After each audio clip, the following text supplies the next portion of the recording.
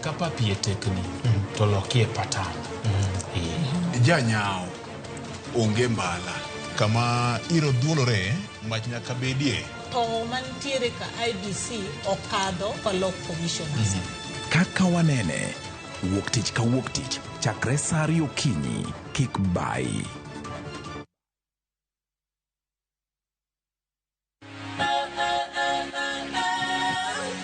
Ok wanyal rito mondo wadhi kodi e wuoth mopong' gi mo.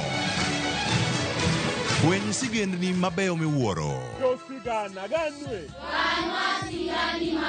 Tugo tuke mabeyo. Rom gi osiepe manyien. Puonjri gik mabeyo e wuodhni. Crispy chicken, coleslaw, tomato, mustard. Solo osiepeni kendo ikri ne mor e rogo mar nyithindo. Chieng' ngeso chakre saa 3 okinyi mana e Ramogi TV.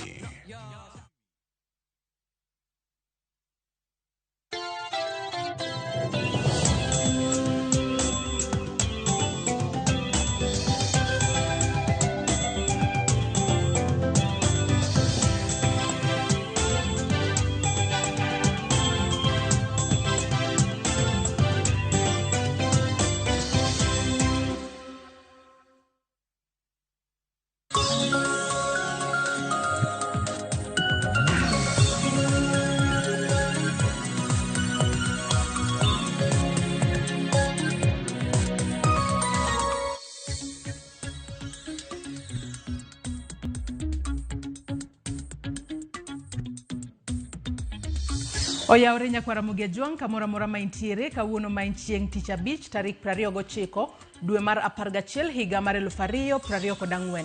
Kamora mora maintiere okinyi makawuono nyakwara Mugiajwang' ageno ni chiew maber kendo en mor mara mar bedo kodi e chenro mar Rupiny okinyi makawuono machakore sani saa 12 mar okinyi nyakango mol kanyo saa 5 mar onyango. Kaka pile nyakwara Mugiajwang' waiko ni weche ma igilach kata waiko ni chenro ma igilach ahinya odiochieng' achiel kende bang' ka odiochieng' manyoro ne waneno ka jalup jatend piny Kenya mane othich oko e apisi Rigathi Gachagua odiochieng' manyoro no riembe kata no lawe mano e gweng'go mag Limuru kama tulo no muoche e ik moro mane oyuoro odiochieng' manyoro. Mano nyalo nyiso ni liet mar siasa medo tedore pacho kae kosango matimore. Nyakwara Mugiajwang' mago duto odiochieng' makawuono kata okinyi makawuono obobedo ka watwake e chenro mar Rupiny okinyi makawuono kama iko ni weche malach ahinya kotudore kod twak mokwongo kama bobedo ka twak kotudore kod liet mar siasa mamedore pacho kae kotudore kod gigo manotimore odiochieng' manyoro. Kopogore kod mano bende wang'eyo ni duond bura mano mar ODM timo yiero magi e kor gwenge mopogore opogore ma pacho kae odiochieng' mano mar chieng' tich adek mano ma jumani ne waneno ka kuonde mamoko mane obage yiero mag ODM bende ne waneno ka tulo moro matin no muoche moko kuom kuonde mag luto mbulu. Mano nyalo nyiso ni liet mar siasa medo tedore pacho kae kosango matimore. To mane en jalup jatend piny Kenya chung' mare sani koro en mane kalure ni nitiere kuonde makodhie to iriembe. Ang'o makelo liet mar siasa gi sani? Tang'o minyalo tim mar mondo mi oduok piny liet mar siasa? Mago duto abobedo katwake e twak mokwongo e chenro mar Rupiny okinyi makawuono kama bang'e e chenro mar mbaka romo nyakwara Mugiajwang' abobedo kagoyo mbaka kod rowere mar mondo mi wago ane mbaka ang'o ma nyayo lwenje mag kit chwech mosebedo kwanene pachoka mosemiyo nitiere joma mine kata joma nyiri mathoth mosewit mosenegi e yore ma ok ni kare. Ang'o makelo nek makamagi to ere kaka inyalo duok gi piny? To ting' mar rowere en mane ahinya to gi sani mwantiere odiochienge 16 mag kedo kod lwenje mag kit chwecha? Mago duto nyakwara Mugiajwang' ichako tudri koda kochakore sani namba mar ote machuok 236000. Mbui mara mar Facebook ibiro yudo wachiel kachiel Ramogi TV X @Ramogi TV. Kan bende nyalo tudri koda e Facebook page mara ibiro yuda Joyce Oduor. Mbui mara mar X ibiro yuda @JoyceOduor_. Machiegni kendo magie thuond weche ma omiyo pek.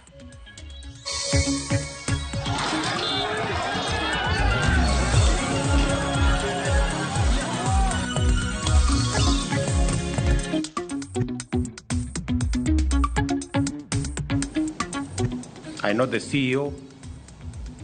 Please tell him I am putting him on notice.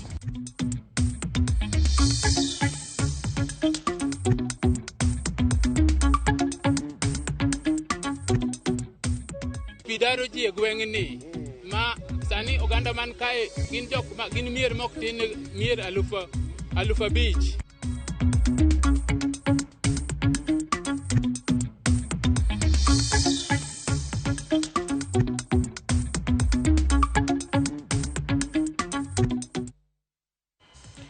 Nyakwara Mugejong machiegni en weche manyiena okinyi makawuono. Mane en jalup jatend piny Rigathi Gachagua kaachiel kod jod bura masire lwedo ne oriembi e yik more gwenge ma Ngariga mani Limuru. Moko kuom rowere manochopo e yikno ne oyawo tulo e kinde ma jaod bura ma Limuru Peter Mwathi ne loso. Moko kuom jopiny oyudo hinyruok kendo mwandu bende okethi e kinde tulo makamano kaka jafwambo marwa Cynthia Onyango lero. Mane en jalup jatend piny Rigathi Gachagua kaachiel kod jod bura masire lwedo ne luwo chenro mar ik mar mosenindo Erastus Nduati e gweng'no ma Ngariga mani Limuru. To mana Kamil Polo ne en ng'wech matienda gi machama tuoni bang' tulo muoche hema ma Gachagua kod jod bura masire lwedo ne obetie, gino mane ochunogi mondo giwuog ng'wech ka gitemo reso ngimagi. Mane oluwe nyime en muko mar hemani kaachiel kod turo kombe e kinde ma joma ne oyuoro e ik to goyo nduru ka giringo gireso ngimagi. Nyamburko mane Gachagua biro go emane ogeti kod kite ka kombe bende ne otur e tulo no. Hora walikuwa wana target kwenye Rigathi Gachagua meketi, ile gari Rigathi Gachagua walikuwa naenda ndani yake, walikuwa wanamtarget yeye mwenyewe. Tunaona ni kama kulikuwa na mpango ambayo familia na viongozi ambao walikuwa wamefika katika mazishi haya hawakuweza kujua kwani kuna kitu ilikuwa imepangwa. Ni kama kuna jama ilikuwa imepangwa yenye hatukuwa tunajua. Jimathoth bende ne ohinyore kinde tulo makama kakata jofwambo bende ok ne owe mako bilo lit mar tulo no. Mimi nilikuwa nimesimama hata sijui niligongwa na nini. Niliona mawe inaenda juu, nafikiri niligongwa na mawe nikaanguka chini.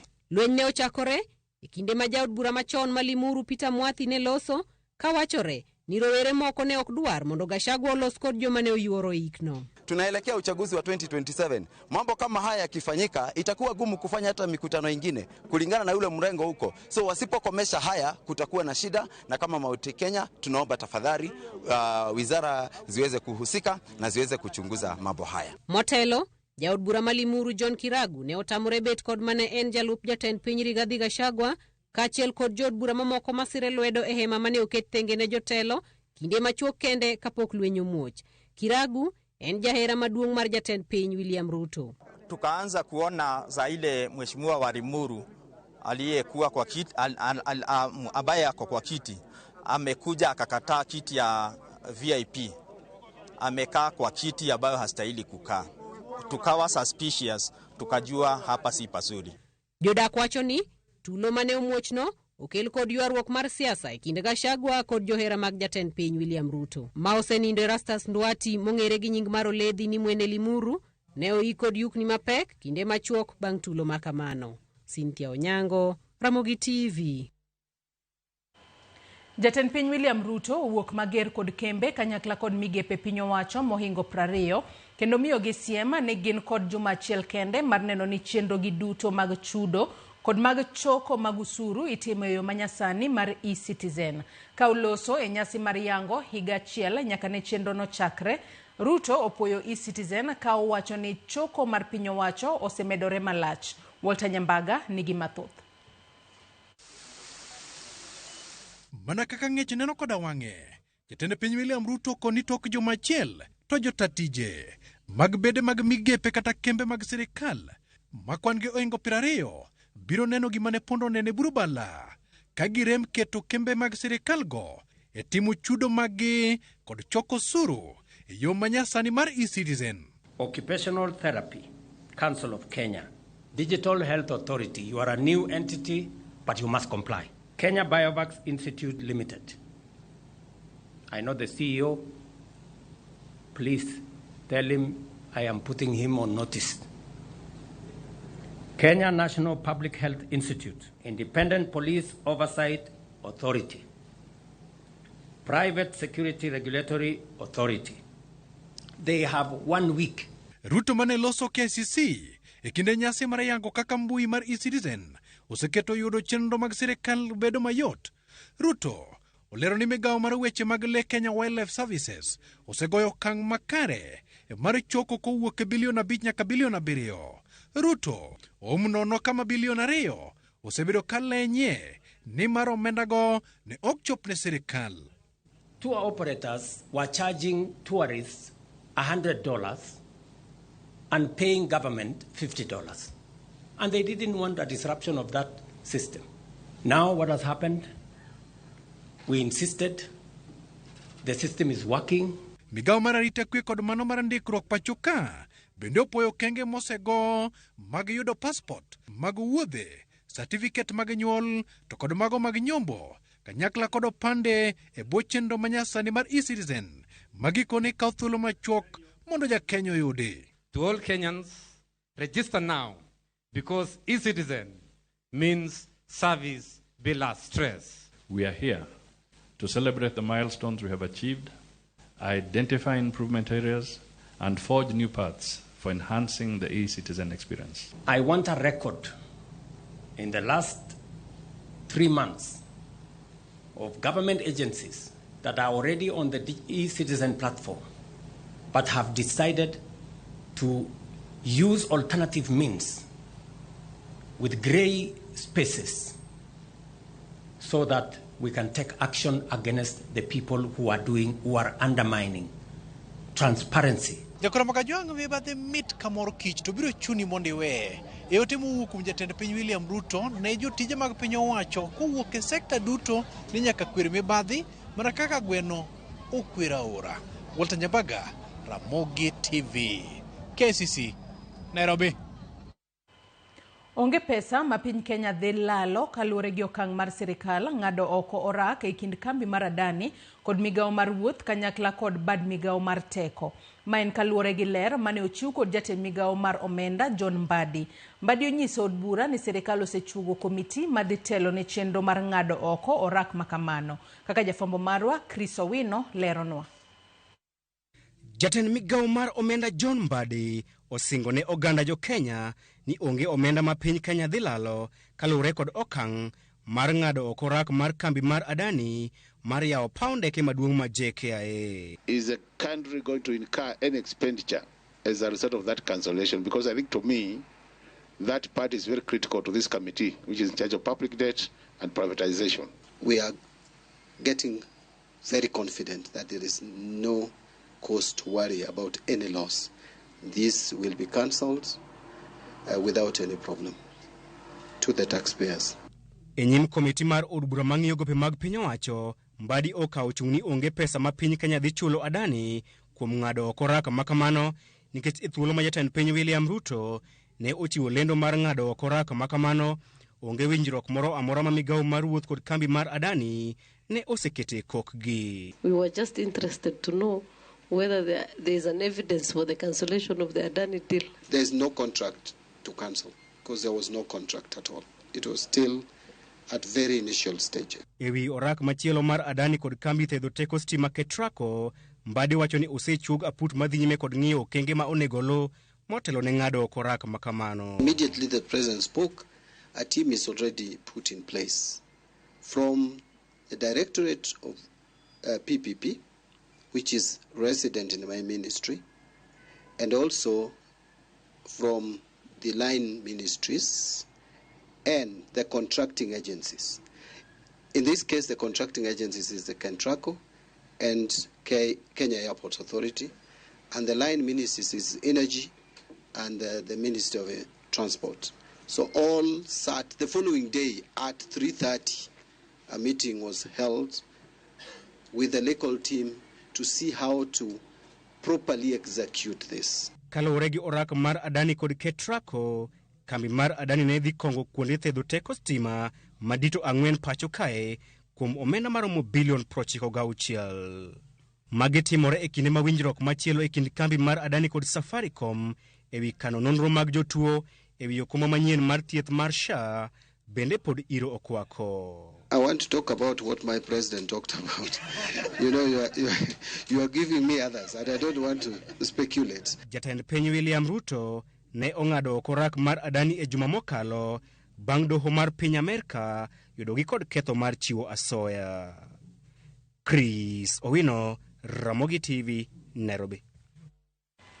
Jokanyo mar duond bura mar NARC Kenya opodho okang' mane duond bura no kao mar wuok e riwruog siasa mar Azimio bang' ndalo 90 rumo nyaka ne gichwal kwayo makamano kaluwore gi chike matayo riwruoge mag siasa. Ma oyangi gi jatend duond bura no Martha Karua mano wuoyo e kinde romo mar jokanyo mag duond bura no mano bagi e kaunti ma Nairobi kama opuoye doho kuom chungo chenro mar timo hala e kind piny owacho gi kambi mar Adani. Lydia Okeyo nigi ler. Ne en romo mano kelo kanyakla jokanyo ma duond bura mar NARC Kenya kotelne gi jatend duond bura no Martha Karua. Romo mane geto keto kinge mag bero duond bura no kendo onyiso chung' margi mar siasa. Karua yango ni jokanyo osepodho okang' mar duond bura no wuok e riwruog Azimio la Umoja One Kenya Alliance kaluwore ne gisebedo gi pogruok e paro bang' moko kuom jokanyo mag Azimio donjo e piny owacho. Mabiro bang' ndalo 90 rumo bang' chiwo notice kaluwore gi chike matayo duond buche ma pacho ka. We entered into Azimio to liberate Kenyans from the ills bedeviling the country. When Azimio's purpose changed, through its leadership who are also the majority in the coalition, NARC Kenya SAD deliberated and exited. The 90 days are over. We are going to remind the registrar of political parties. Very soon you shall hear us celebrate.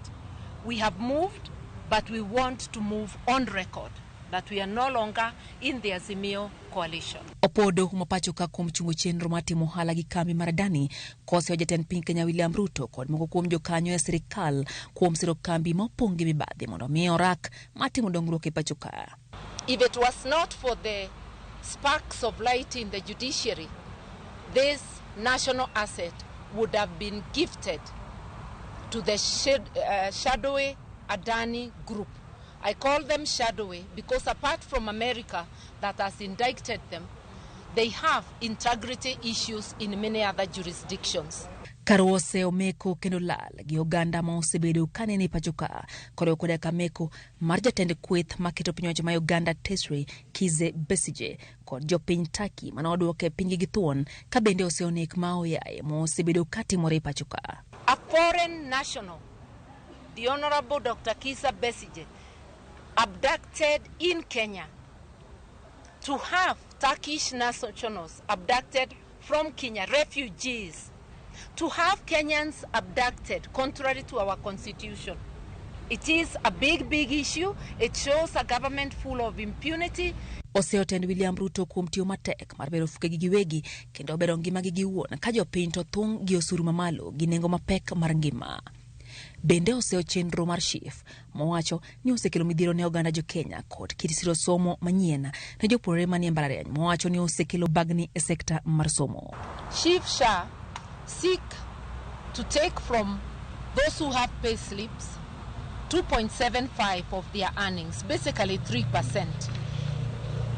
And these are pay slips that already have been raided. Moi University Eldoret is on its knees.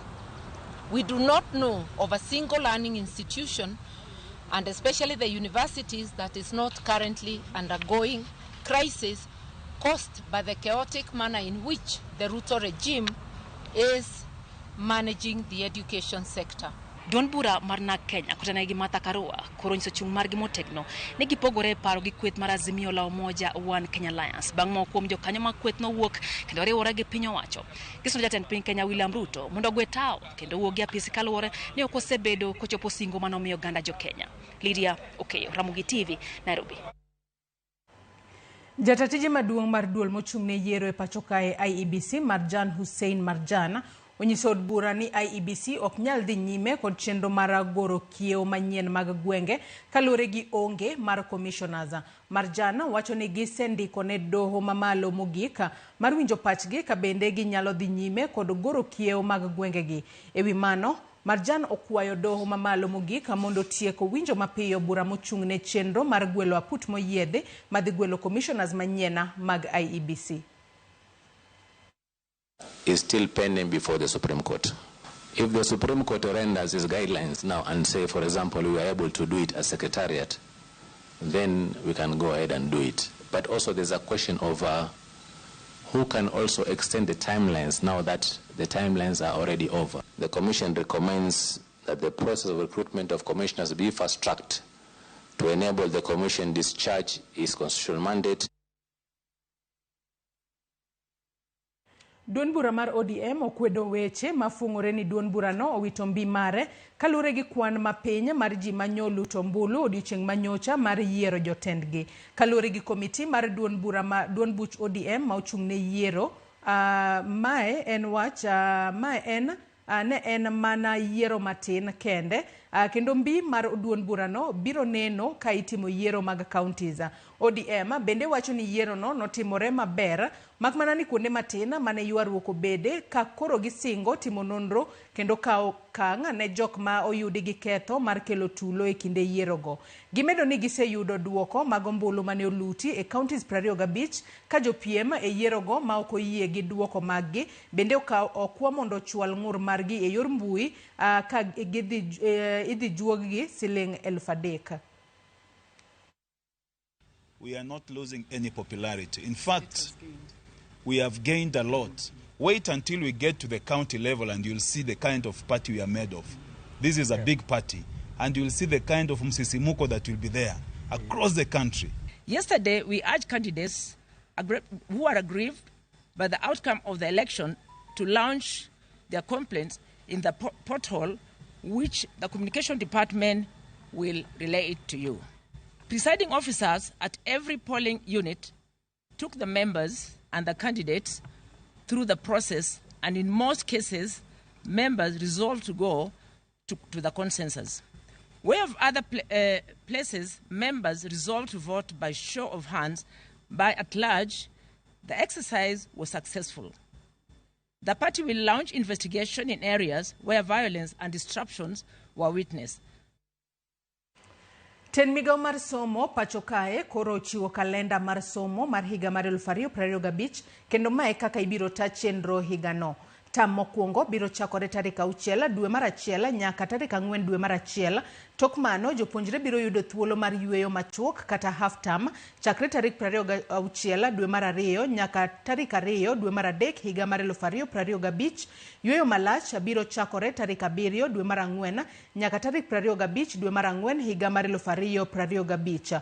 Skunde ibiro yaw ne tam mar 2 kochakore tarik 28 dwe mar 4 nyaka tarik 1 dwe mar 8 higa mar 2025 ka half term mar tam no biro chakore tarik 26 dwe mar 2 nyaka tarik 2 dwe mar 3 higa mar 2025.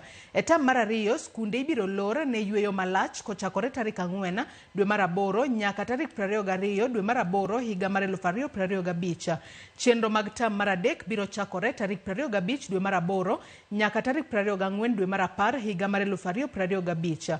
E kindego penj mar KPSEA ibiro tim chakre tarik 27 dwe mar 10 nyaka tarik 30 dwe mar 10 higa no, ka penj mar KILEA biro chakore tarik 27 dwe mar 10 nyaka tarik 31 dwe mar 10 higa mar 2025. Penj mag KJSEA kod mano mar KIPLEA ibiro tim chakre tarik 27 dwe mar 10 nyaka tarik 6 dwe mar 11 higa mar 2025. Tok mano penj maduong' mar KCSE biro chakore tarik 3 dwe mar 11 nyaka tarik 21 dwe mar 11 higa mar 2025 ka yueyo malach mar Disemba biro chakore tarik 27 dwe mar 10 higa mar 2025 nyaka tarik 2 dwe mar 1 higa mar 2026.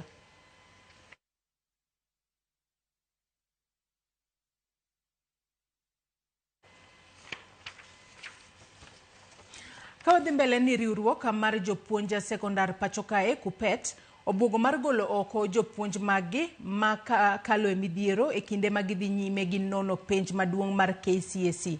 Giseyo duol mochung' ne penj pacho ka NEC kuom sando jopuonj manono penj e kaunti ma Siaya ka giwacho ni jopuonj maromo 20 ne otam nono penj wirani skundegi itudo gi kuo mar penj manyocha otim e pacho ka. KUPPET okwayo NEC mondo otim nonro maber e wi skunde mane itudo gi kuo mar penj kar sando jopuonj go maonge kod ketho.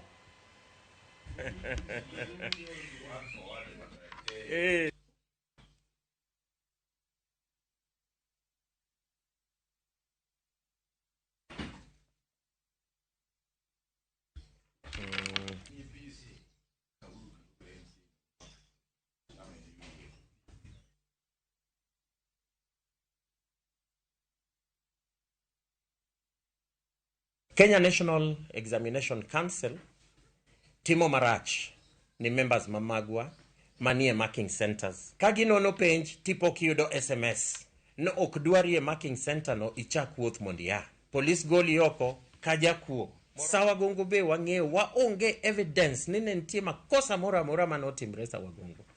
Ichungo jopuonje marking nano. Kenya National Examination Council ka gin gi sababu maber momiyo gigolo jopuonj from marking centers. Wadwan mondo gichul jopuonj go transport, gi subsistence, pesa mane gitiyogo ka gidhi e those marking centers. Marking centers go ni kuonde maboyo. Eko wono ongo jopuonj ne moloso mamako penj. Jopuonj gi odhi e tiegruok mar mako penj no gi pesa gi. To jopuonj gi ondiko kod Teacher Service Commission, duol mandiko jopuonj. Nek no en tije en kama na miyowa orak. To orak magimiyowa ni en moro monywando ma jopuonje sandre moloyo kako winjire. Kendo en chiwruok maduong' mondo jopuonj owe family ne kadhi mako penj ni nek e yor orak.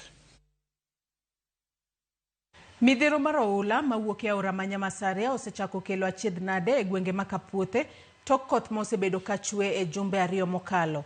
Kaluoro nitie ni oula dhi medo daro oganda mathoth modak e alworano. Jodak go bende kwayo sirikal mondo yawne wang' aora Nyamasaria kendo konygi e kinde ma koth medo chwe. Arogo Veronica miyo waler mar wachno. Ka iwinjo ohula madaro ji, gweng' ma Kapuothe ok en wendo e iti, kuom ywak kendo dar e kinde ka kinde, ka gilalo mwandu mopogore opogore. Kuom thuolo ma ok tin ne jumbe ariyo, koth mapek ma osebedo ka chwe, medo mana weyo jo Kapuothe gi achiedh nade, ni mar ohula mawuok e aora ma Nyamasaria, osemana chako tang'o kite, kendo luoro nitie ni biro chuno gi mar dar. Wakwayo gi ng'wono ni ka sirikal oyie, to mondo konywa nikech pigni ka koth ogo malo kalang'o to pi daro ji e gweng'ni ma sani oganda man kae gin mier mok tin mier 5,000 ma pi odaro. Jomoko sani ni e skul nanga kaka gikonyre malong' onge. To Nyamasaria omukore, wang'e modonjo godo e nam tin, to wang'e moa godo malo duong'. Koro pi maa malo kadhi nam to kama donje malong' onge, koro opukore, omuocho bath aora, olo pi e gweng'. Koro kaka wakonyre malong'o onge. Koro wakwayo gi ng'wono sirikal koyie to ging'e kaka ginyalo geronwa gabions e bath aora mondo mi odin pigno, to yaw wang'e bende maler mondo pi odhi nam. Midhiero makamagi osekelo pek ne oganda jo Kapuothe e kinde ma gidar ka giwe miechgi. Dongruok malong'o ma ginyalo timo onge ka ohula yweyo puothe, chiaye kod udi, kendo kelo ne gidok chien e yor dongruok. Wan gi aora Nyamasaria negowa, seche te wadar. Wan wasiko wadara dara. Koro maendigo wan gi shida manyaka nyithindo ohinyore, diegwa tho, dhogwa tho, gimoro amora tho nyaka gwen. Koro wan gi sira sani wasiko mna wadaga mna oko. Wasiko nwadaga oko. Kura be wagone sirkal mamalo. Winjwa uru, wawuoyo kodu. Tend kaunti ma Kisumu osingo medo konyo oganda ma Kapuothe, ka bende ojiwgi mondo gibed akicha. King'eyo ni kamidake pi medo pong'o sani, to dhi nanga skul, wadhi oro daktache kanyo, wadhi oro mattresses gongede kanyo, wadhi oro chiemo kanyo.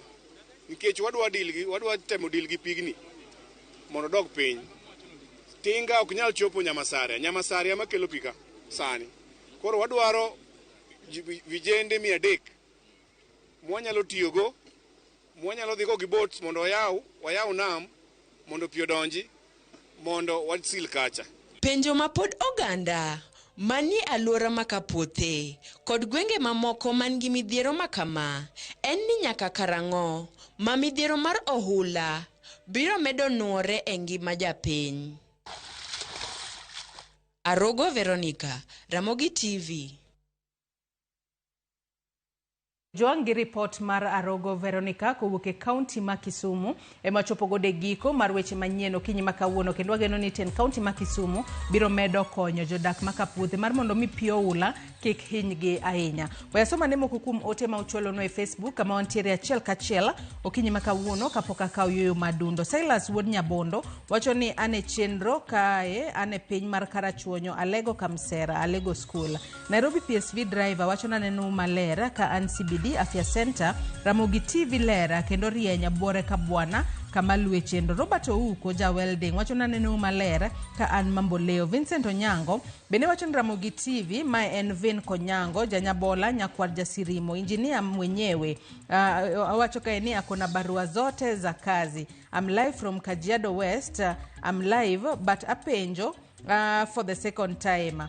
Angoma Raila the Omo Ethiopia then Jokisumo to the Ruto Kose anyway and Podan Independent nyaka giko penya.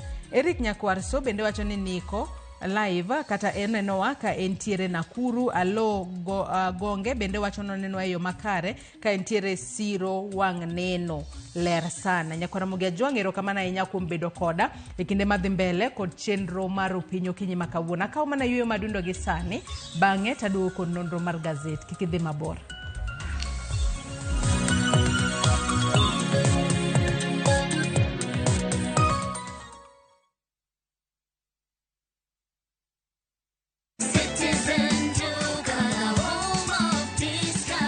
This week, Citizen Duka and Quickmart are bringing you an amazing deal on grocery shopping with Mama Soko. Enjoy skuma and spinach at just 20 shillings each, carrot at 99 shillings per kg, and onions at 69 shillings per kg. It's super easy. Just dial *487*5#. Choose what you need, make your payment, and get a message to pick up your order at any Quickmart supermarket near you. Fresh produce, great prices, and no hassle. Shop Mama Soko today with Citizen Duka. Citizen Duka, the home of discount.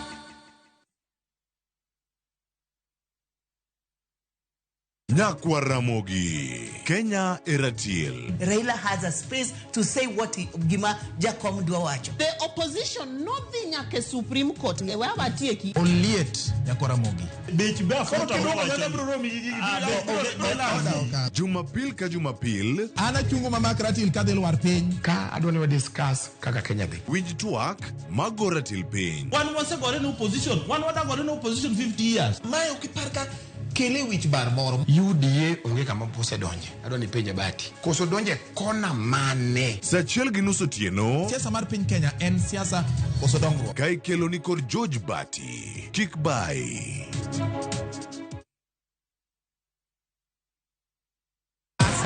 Win big in seconds. Aviator Shabiki.com inakupa the biggest multiplier in Kenya. Shinda up to 50,000 times your stake. Yani ukiweka stake ya 100 bob, ndege ipeperuke, unashinda 5 million within seconds. Changamkia Aviator on Shabiki.com. Not for persons under the age of 18.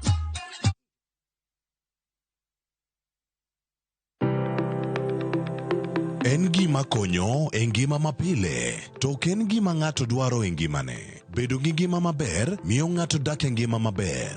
Kapok achopo kama dhi osiptal mamiya yath, ang'o manyalo timo. Riwri gi Ruth Otieno e penj laktar, ka wakelo ni paro mag jolony, paro mag reso ngima ji, kod sigendni majiwo ji. Sickle cell en tuo mawuok kuom jonyuol. Koro ka ji pok okendre, ji onego gidhi e pim mondo ging'e ka gin gi jin mar sickle cell. Kochakore gi lony manyien mag thieth, nyaka e yore mag thieth makonyo.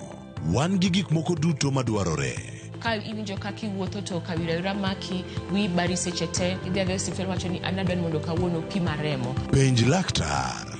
Wuok tich nyaka tich abich, saa 12 odhiambo. Mana e Ramogi TV.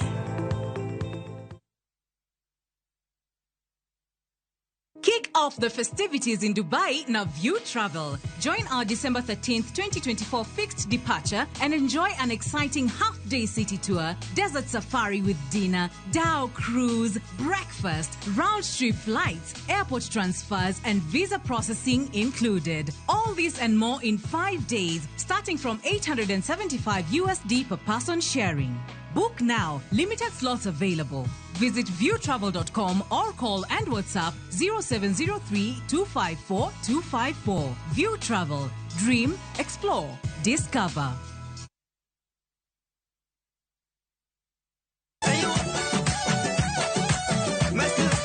Kiwinjo ni wuoth kata safar keli e coastal region. Ang'o mabire pachi? Nyalo bedo ni wazuri wako wapi jamani? koso dweni wadwa dendo chenro mar pur gi ohala ni Coastal Region Edweni wadwa romo gi jopith mopogore ma bende nigi lony korka pith kata pur magin giwegi timonegi maber e alwora ma wadendo ni Coastal Region kata nyinga opogore iluonga ni Mariamu onere tich adek saa 1:45 mana e Ramogi TV. Baba shuka leo. Nyasaye ber kendo romo adenda. Wagweli mondi bed kodwa Jumapil ka Jumapil. Duog chunyi kendo irit chunyi. Paro mora minyalo bedo godo machando pachi ma ok ni kare. Keti embele Yesu. Roda Nyarko Kitmo, Ben Otiende, kod the Chwalist Won, Ken the DJ. Tayo ni chenro makelo ni wach maloko ngima. Injili kalo. Kochakore saa 12 okinyi. Mana Ramogi TV.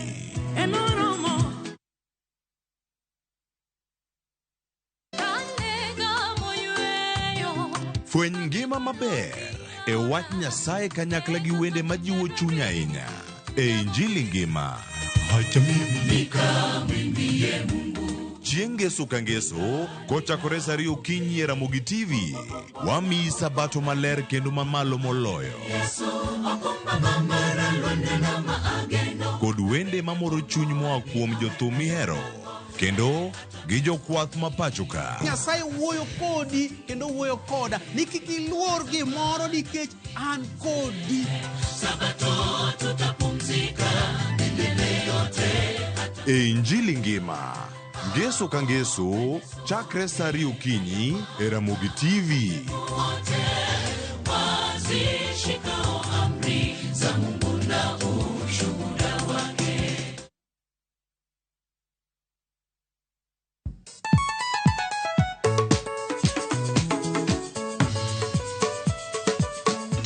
Teacher Beach kochakore saa 4 wakelo ni ngoma mobedo pay design makare. Ramogi TV biro kanyakla kachiel kod Ramogi Radio kama bende stima riwo record P. Yawanya wauntie kikubed mabori kwa Ramogi nikech kai ekumi yudo gik mamit kabisa e Ramogi Night this. Ukange gimoro tawinjo. Roman Ninja the Entertainer wajon maintain your position. Idi yuda kanyo kika fire gudi local instrumental. Wawachuni kete manaka. Teacher Beach ka Teacher Beach, Sangwen Otieno.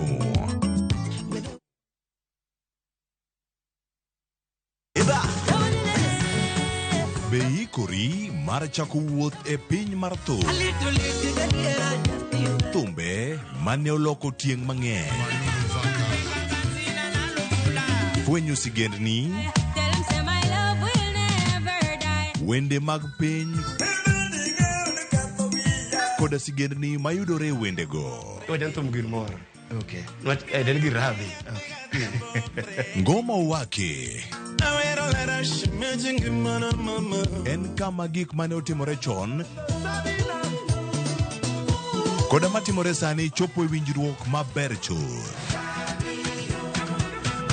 Ngoma owake. Wuok tich nyaka tich abich saa 10 odhiambo. Kik bai.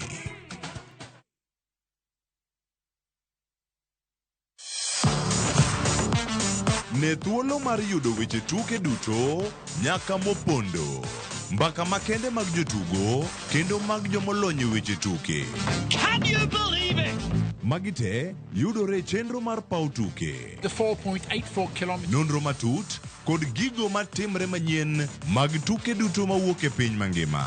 Tudri kodwa ngeso ka ngeso Ramogi TV. Kochakore saa 8 odiechieng' ka wami gik motimore pau tuke.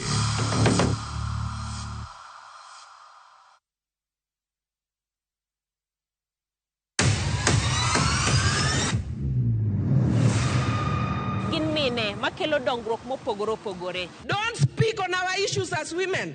Let us be the one to speak. Kaka gikete ratil, familia kod tijegi. People's power!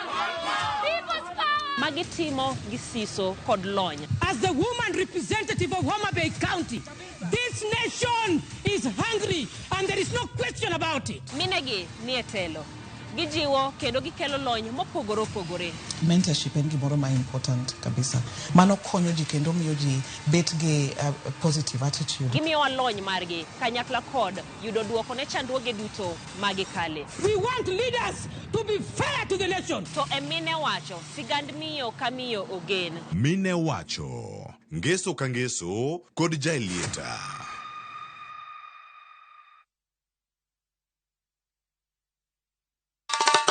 Ma e chenro makelo ni danji maliet. Ma e chenro makelo ni weche mamolo seche duto. We are only beating job. Kik od belo bai. Kamuona ngol moral mar ndakel belo kaka winjore. Ma e chenro makelo ni duond yawuoto nagi. To wakwa rowere bende kiyudo matin kik icham te. Ikungo. Duond mine. Kaja odi miyo nigi pesa malo dichuo. Support. Kod ohala. Gimotimo as a fashion house, we measure in both ladies gi chuo. Mane mbak ndalo chakre wuok tich nyaka tich abich saa 8 odiechieng'. Mane Ramogi TV.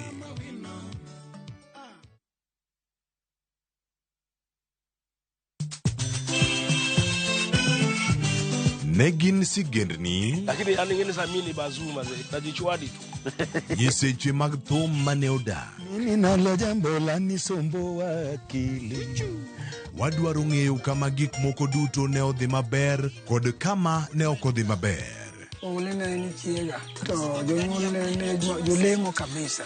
Ko nyoke dwan jathomo nyom nyargi. Koro nobi mo maya olega. Ng'e wende weche mopondo kod chiwruok mane omiyo gibedo jothumbewa.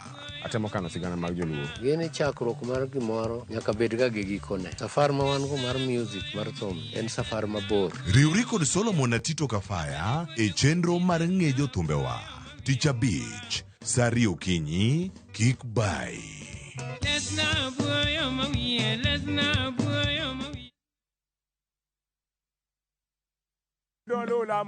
Bed kodwa e wuodhni ka wanono kit timbe mag anyuolawa. Oyundi no ne ni en winyo mayot. Sama no dhi chiemo, ng'ama ok ohero tich matek. Koro nyako ringi kodhi chiemo. Ema nomiyo chake kamano. Gin kido mamiyo wabedo kaka joluo, sigendni mopogore opogore mag dhoudi mag luo. Chiro ma kiti pando chira. Gini dwa chako ndeti mos. Okelo ni ahonda. Dil majony. Luweche mag luo mopogore opogore. Moro ka moro kuomgi nigi ranyisi mopogore opogore. Wuon magolo ng'ani ka wuon watere wadhi gone dala. Koro telo gi le to gi gweno. 111. Lu chenro ni ngeso ka ngeso saa 1:45 otieno e Ramogi TV.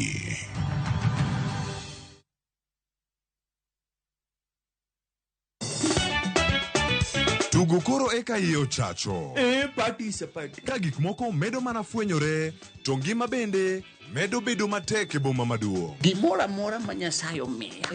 Okawene jachien. Yud mor e ngimani kokalo e gik matindo. Onge ka mwaluoro bwana ochiel chunye ni wakete pile wacha. Miane ngima nyar kochia kod osiepene kachiel kod joodgi. Kata let ne jiere ya ilak chogo. Ok ginyal weyi ma ok inyiero. Alo kaero joma hero walo. Alo kaero ng'at manyisa gik moko. Nyar kochia tich abich ka tich abich saa 1:55 otieno mana e Ramogi TV.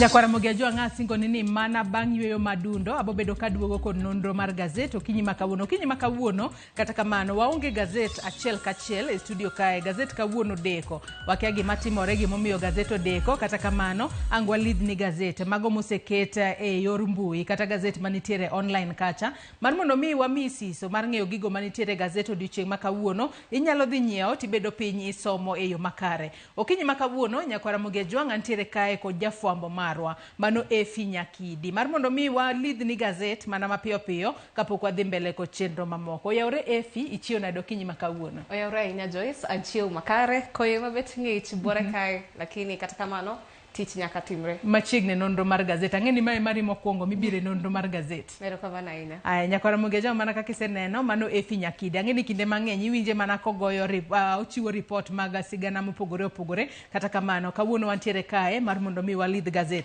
mana kaka senyiso Nyakwara Mogejo Efi okinyi makawuono wadwa mana nono gazede manitiere online okinyi makawuono. Adwa wachak kod gazet mar Daily Nation mar mondo mi wang'eane weche mag gazet mar Daily Nation omiyo pek okinyi makawuono. King'eyo wach mag gazet mar Daily Nation omiyo pek okinyi makawuono gindike kae ni this man Omtata mano senator ma county ma Busia Okiya Omtata makoro nyaka sani koro iwacho ni olap dhoge ndonga ne kom mar jatend piny Kenya e yiero mar higa mar 2027 ka bende en achiel kuom jogo ma wanyalo wacho ni rowere matindo ne sire ahinya te kinde mane giwuok oko ka gikwedo paro mar chik mar omenda mano ma higa ni. Okiya Omtata bende nochwalo buche mathoth e do kacha kokwedo paro mar chika mar omenda mano ma higa ni. Wach makamano kaachiel kod weche mamoko wanno ka nitiere wach mane John Mbadi jatend migawo mar omenda wacho odiochieng' manyoro mano motudore kod Adani Deals makono ne giwacho ni rucho oko orak mar Adani Deals ok onyiso ni piny Kenya bro bedo ka chulo omenda moramora.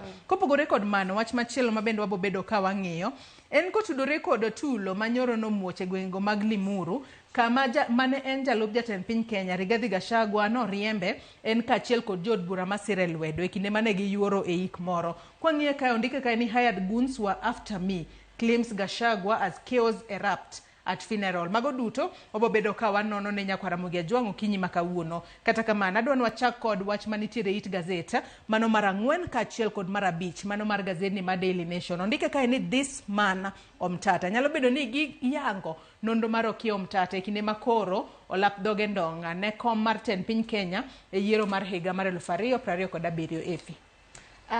This man Omtata Omtata aparo ni jomoko wacho ni pokoromo, jomoko wacho ni oseromo, jomoko be wacho ni oganda jo Kenya wuonde.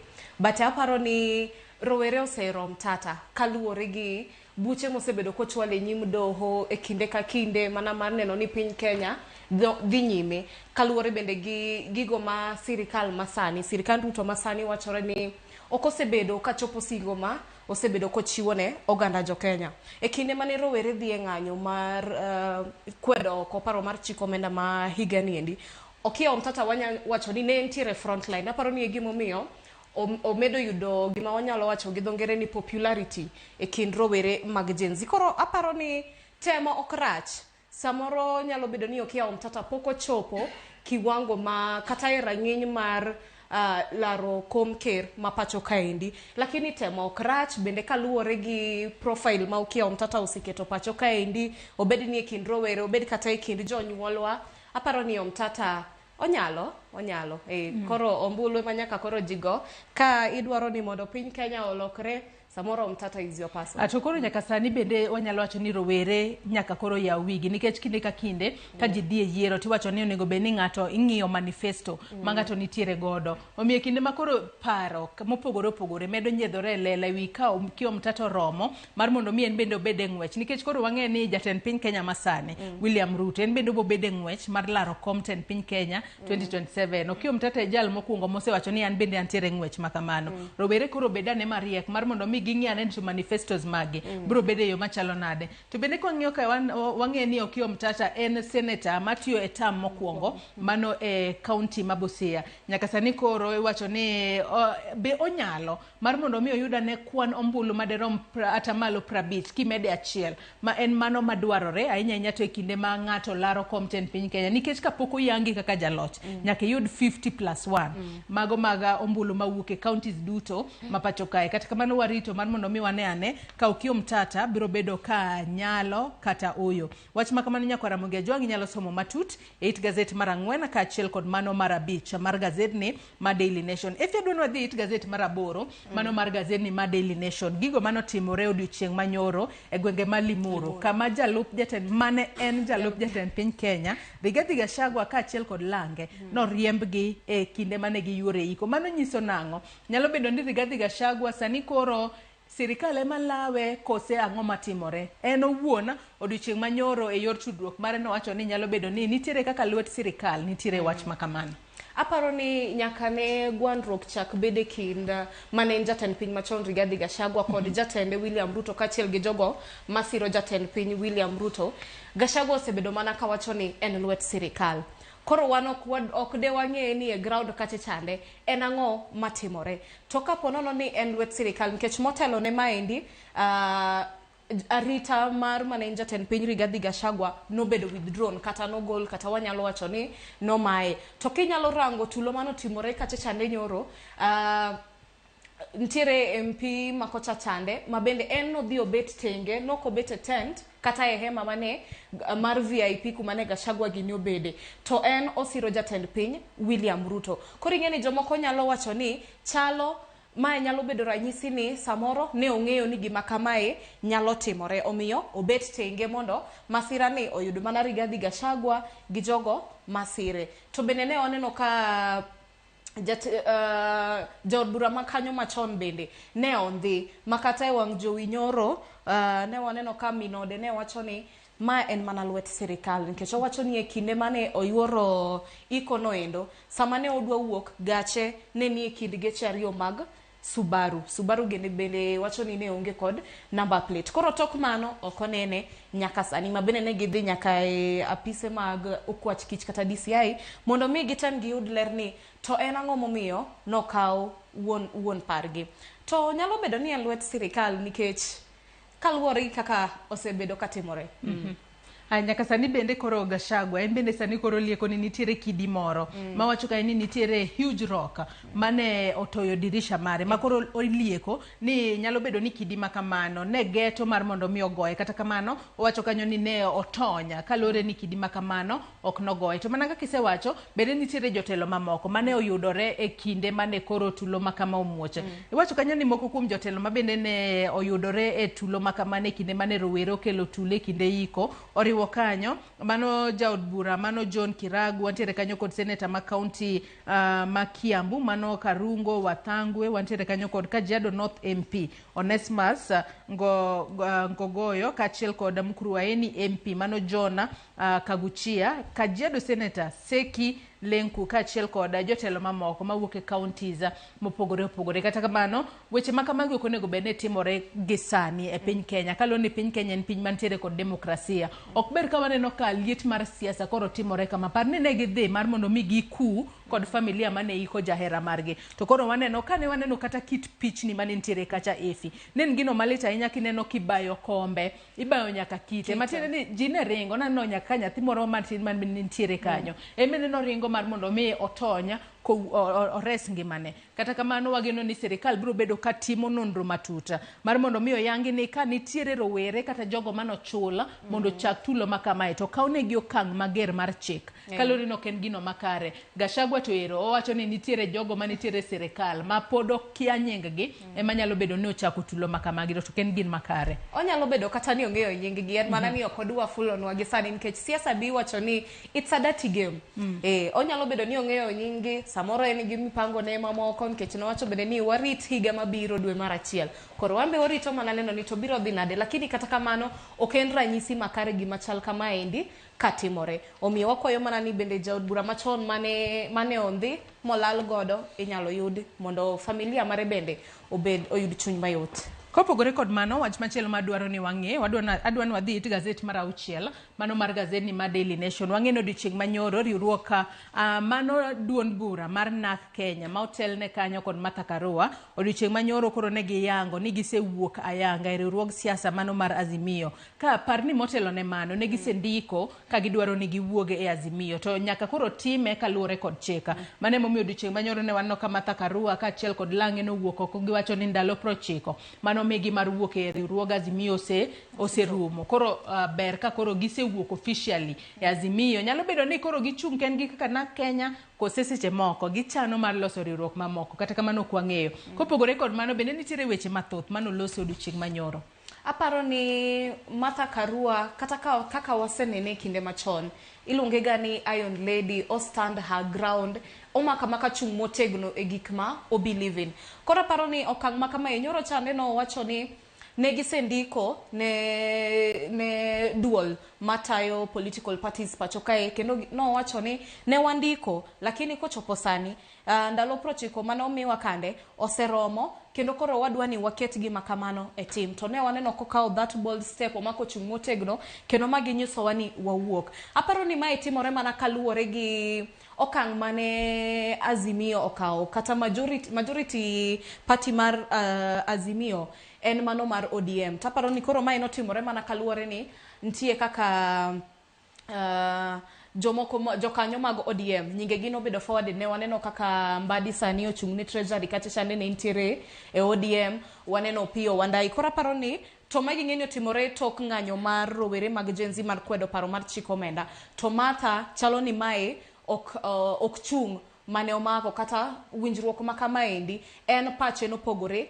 gima notimore ka nyinge gine bedo forwarded mondo migi tend migepe mopogore opogore. Koro mae aparo ni emano influence decision margi kata paro margi mar wuok oko mar Azimio. Taparo ni that is a good thing, nikech onyiso ni kaka NARC Kenya wanyalo bedo gi chung'wa, ok ni wabedo influenced gi paro mar jomoko kata parties mamoko. Koro aparo ni en ranyisi makare.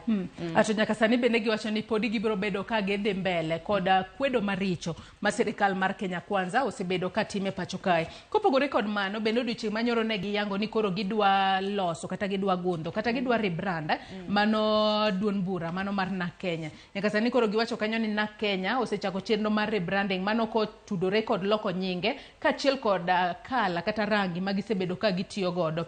Bende giwacho ni gidwa bedo duond bura mokwongo makoro dwa keto ni jatelo mar duond bura no. Wang'e ni sani jatelo en Martha Karua, mano jatend duond bura mar NARC Kenya en Martha Karua. Nyaka sani koro giwacho ni bedo jatelo mar duond bura mar NARC Kenya ang'e ni gibo bedo ka ginyiso nying manyien ma gibro bedo godo. Gidwa kete mar mondo mi obed kod term limit. Mwaka waketo kata kuom ranyisi seche moko ka en higa achiel kende to ng'ama chielo kendo kawe. To Martha Karua wacho ni ka giseketo e tim chike makamago ka oluwore kod chike magi ma bende gidwa loko, giwacho ni nyalo bedo ni yiero machielo mar NARC Kenya seche moko en kaka Martha Karua ok onyal bedo jatend NARC Kenya, kata kamano pod oyiene mar mondo mi olar kom moramora mar telo e pacho kae. En ranyisi makare ahinya, kendo koro warito mar mondo mi wane kaka NARC Kenya bro bedo ka rebrand, rangi mage magi bro bedo ka gikao mar mondo mi gimed dhi mbele kod keto sirikal tesre. Osewacho kanyo ni ting' mar keto sirikal tesre to ok gibiweyo, kata bedo ni girebrand nyaka gikwed maricho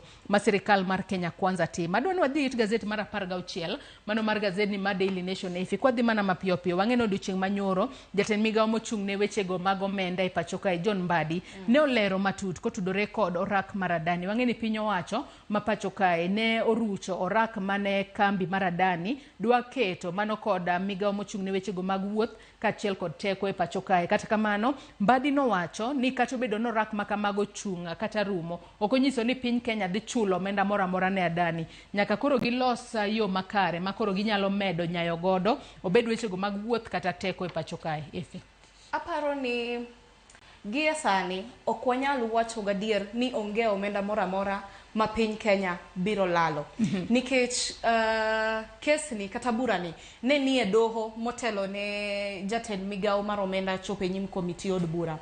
To okil mane ochung' ne kambi mar Adani nyo penjo ni ponono, nikech okinde ma onochung' ne piny owacho ne wacho ni pok giyudo ranyisi moro amora kata oboke moro amora manyiso nang'o orage mane omi Adani ne kambi mar keyo teko stima pacho ka Ketraco gi mano mar tayo chenro mag JKIA norucho oko, pok ne giyudo obokego.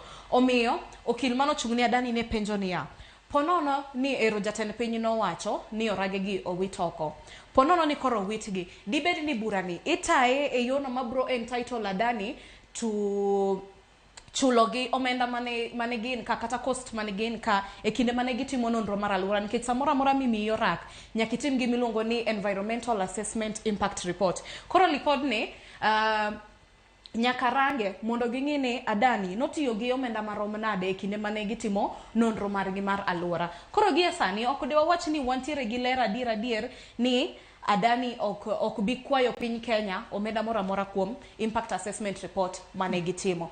Koro anyalo mana wacho ni warit nikech bura ni bende pod ntiere nyim doho. Lakini bende kaka chalo samoro piny Kenya ok bi chulo Adani lakini warita wanene. Twang'eyo ni chenro mar rucho oko rak mane miyo kambi mar Adani e pacho kae notimore mano chieng' tich ang'wen juma mokalo e kinde mane jatend piny Kenya William Ruto nochiwo State of the Nation address e nyima od bura kacha. Kama koro nowacho ni rucho oko mano chenro mar Adani kao paw ndeke mar JKIA kuom thuolo mar higni 30 nonego bed ni gitiyo kod omenda maderom bilion 238. To magi duto notimore toka mano Adani Group founder mano Gautam Adani ne ondhi e pinyno mar Amerika kitude kod mibadhi ni notemo chiwa soya mar omenda maderom bilion 34.3 mar mondo mi omiye tenda moro. Mage momiyo nyalo bedo ni piny Kenya bende wang'e nochier wacho ni Adani ni nyalo bedo ni mibadhi moro miene we wan bende koro waruch oko orak magi. To wang'eyo ni kotudore kod kambi mar Adani bende josiasa moko osebedo ka wuok oko wacho ni kotpogore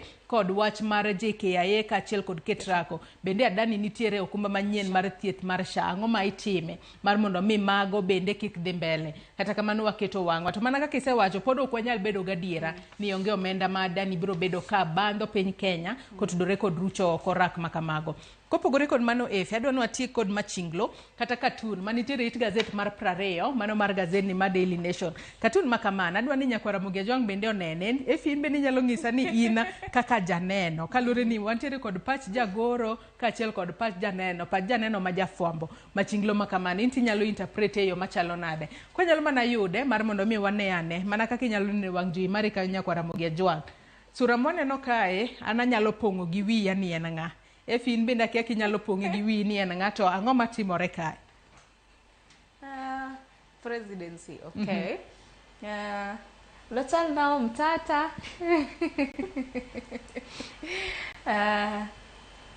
Ochalo ng'ama dwa ni nitiere paro moro mo owinjo to wacho ni mane kaka en ochalo ng'ama otemo winjo ground nikech kiwinjo ite bende oket kanyo maduong' ahinya ene ground matinde notemo pimo ni ground wacho nang'o. Ero sani koro wang'e ni sura moneno kanyo manyalo pongo gi wanen senator mano ma county ma Busia Okiya Omtata osepimo ni ground wacho nang'o.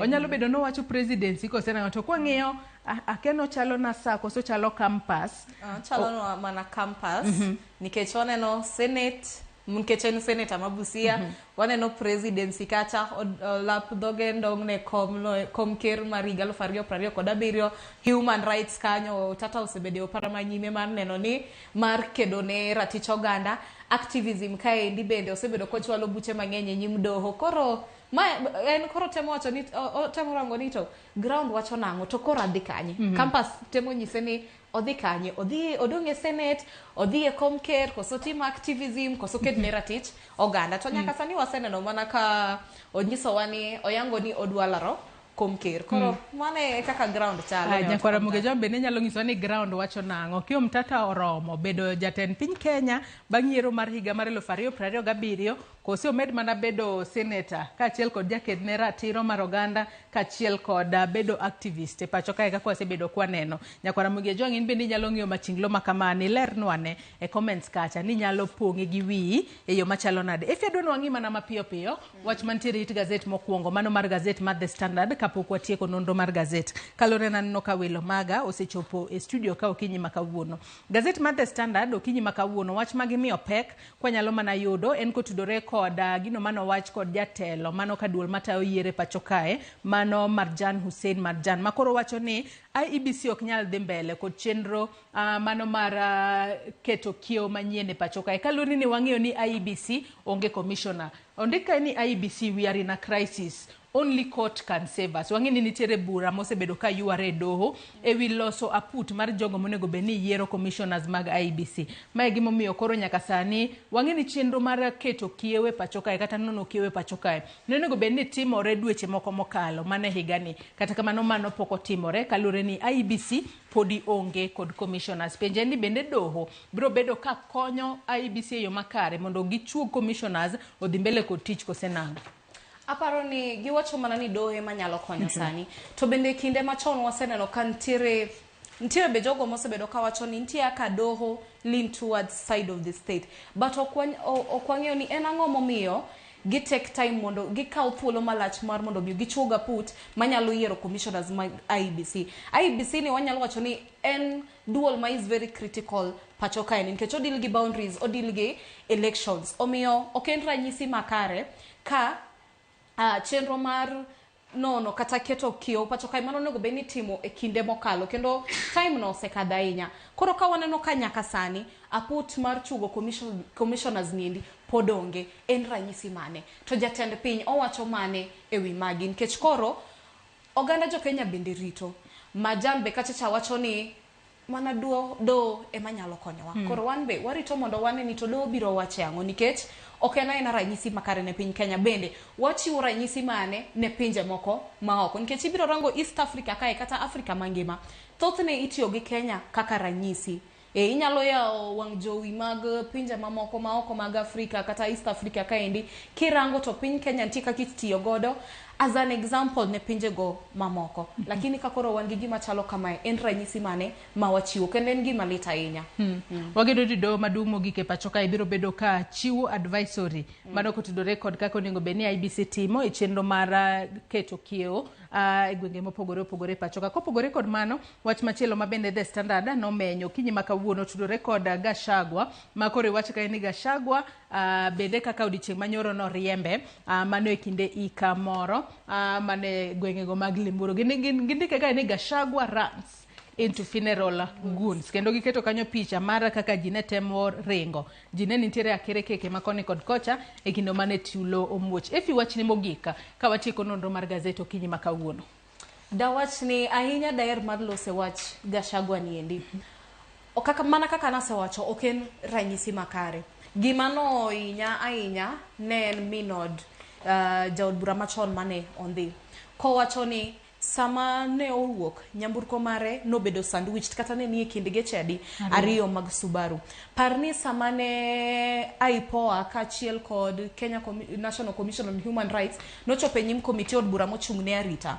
Negi wacho ni e kinde ng'anyo mar rowere mag Gen Z jogo ne nitie kwetho obila mosebedo ka ndhiyo kendo lalgi oganda gima waluongo ni arbitrary arrest kod abductions mane timore pacho ka to nitimo gi jogeche mag Subaru gieki.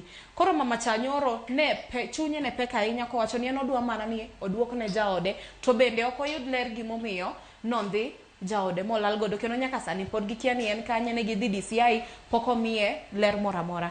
Omiyo daer wacho ni kaponono ma en lwet piny owacho piny Kenya ochomo kanye.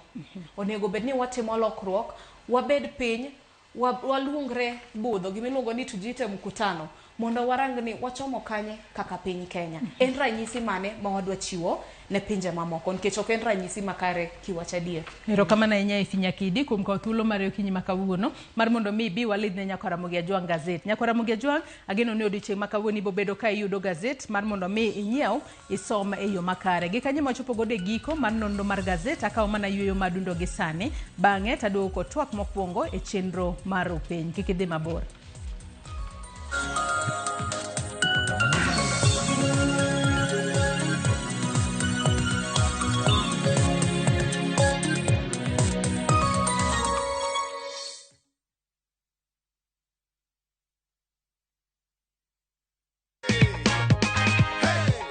Sasa juko na goodie bag, acha tukupe check.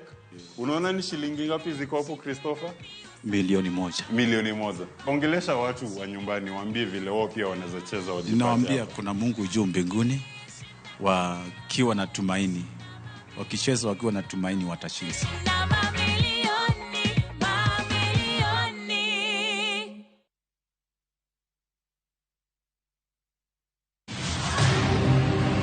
Chunjot ka jot nitie weche mopondo nyaka chop kama diera fwenyore. Ingeni madam pati ngena wuondo na dhi tich. Ne en hera mokwongo, kata kamano mano e gima ne giparo. Wuondri ni tin mana riti kae. Nyithindo mane ok ong'eyo kama ne giaye. Watchman, nadwa ni ang'e mama chal nade. Kod fweny mane dhi buogogi ahinya. Ine miluwo jabunge. Sama joma ihero ok ong'eyi, ere kaka ikonyogi. Ne onjaore ewi Nam Cinema, Jumapil, saa 2:15 otieno kod saa 4 otieno. Mana e Ramogi TV.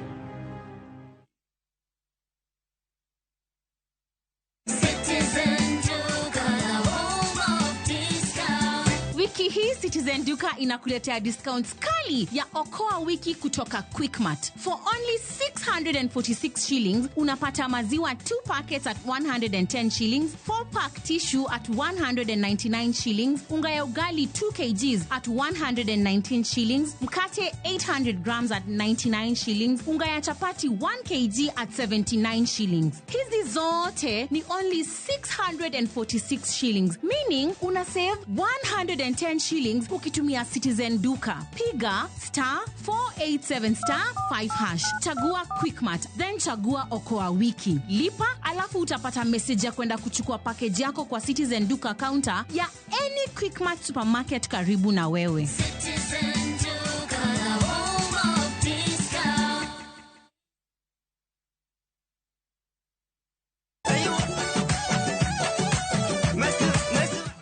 Ni wuoth kata safar keli e coastal region. Ang'o mabire pachi?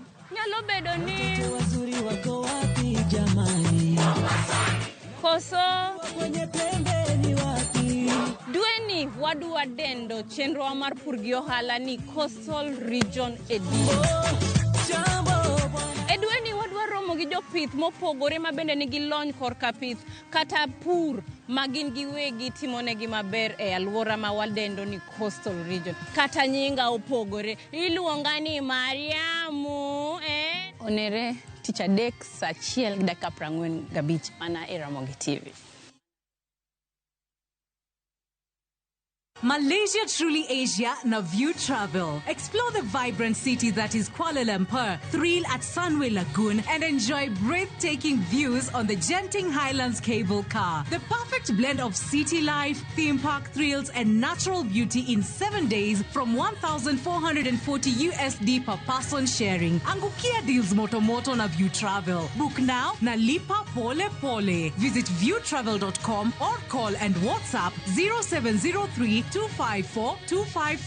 View Travel. Dream, explore, discover.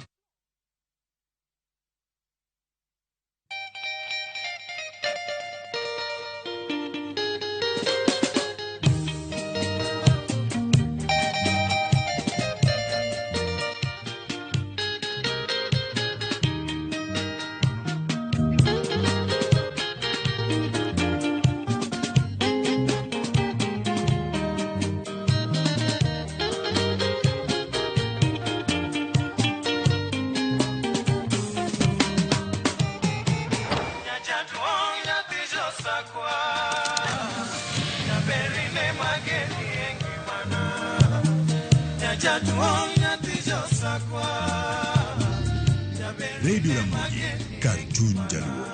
Radio Ramogi.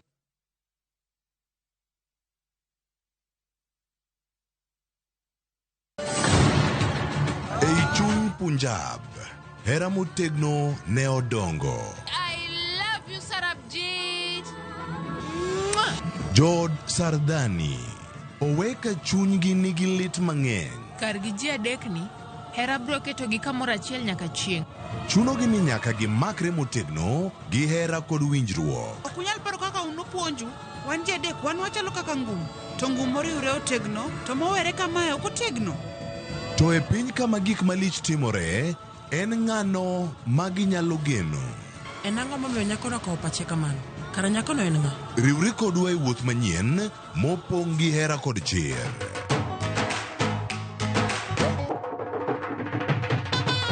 Choti Sardani, wuok tich nyaka ngeso saa 2:15 otieno. Nyakwa Ramogi, Kenya Eratiel. Raila has a space to say what gima Jakom dwa wacho. The opposition nothing nyaka Supreme Court ngewe abatieki. Onliet Nyakwa Ramogi. Bech be afota Jumapil ka Jumapil. Ana chungo mama Ratil ka del war piny. Ka adwani wa discuss kaka Kenya dhi. Winj twak magora til piny. Wan wasegore no opposition. Wan wadagore no opposition 50 years. Mae okiparka kele wich bar moro. UDA onge kama pose donje. Adwani penja bati. Koso donje kona mane. Sachiel gi nus otieno. Siasa mar piny Kenya en siasa koso dongruok. Kai kelo ni kod George Bati. Kik bai.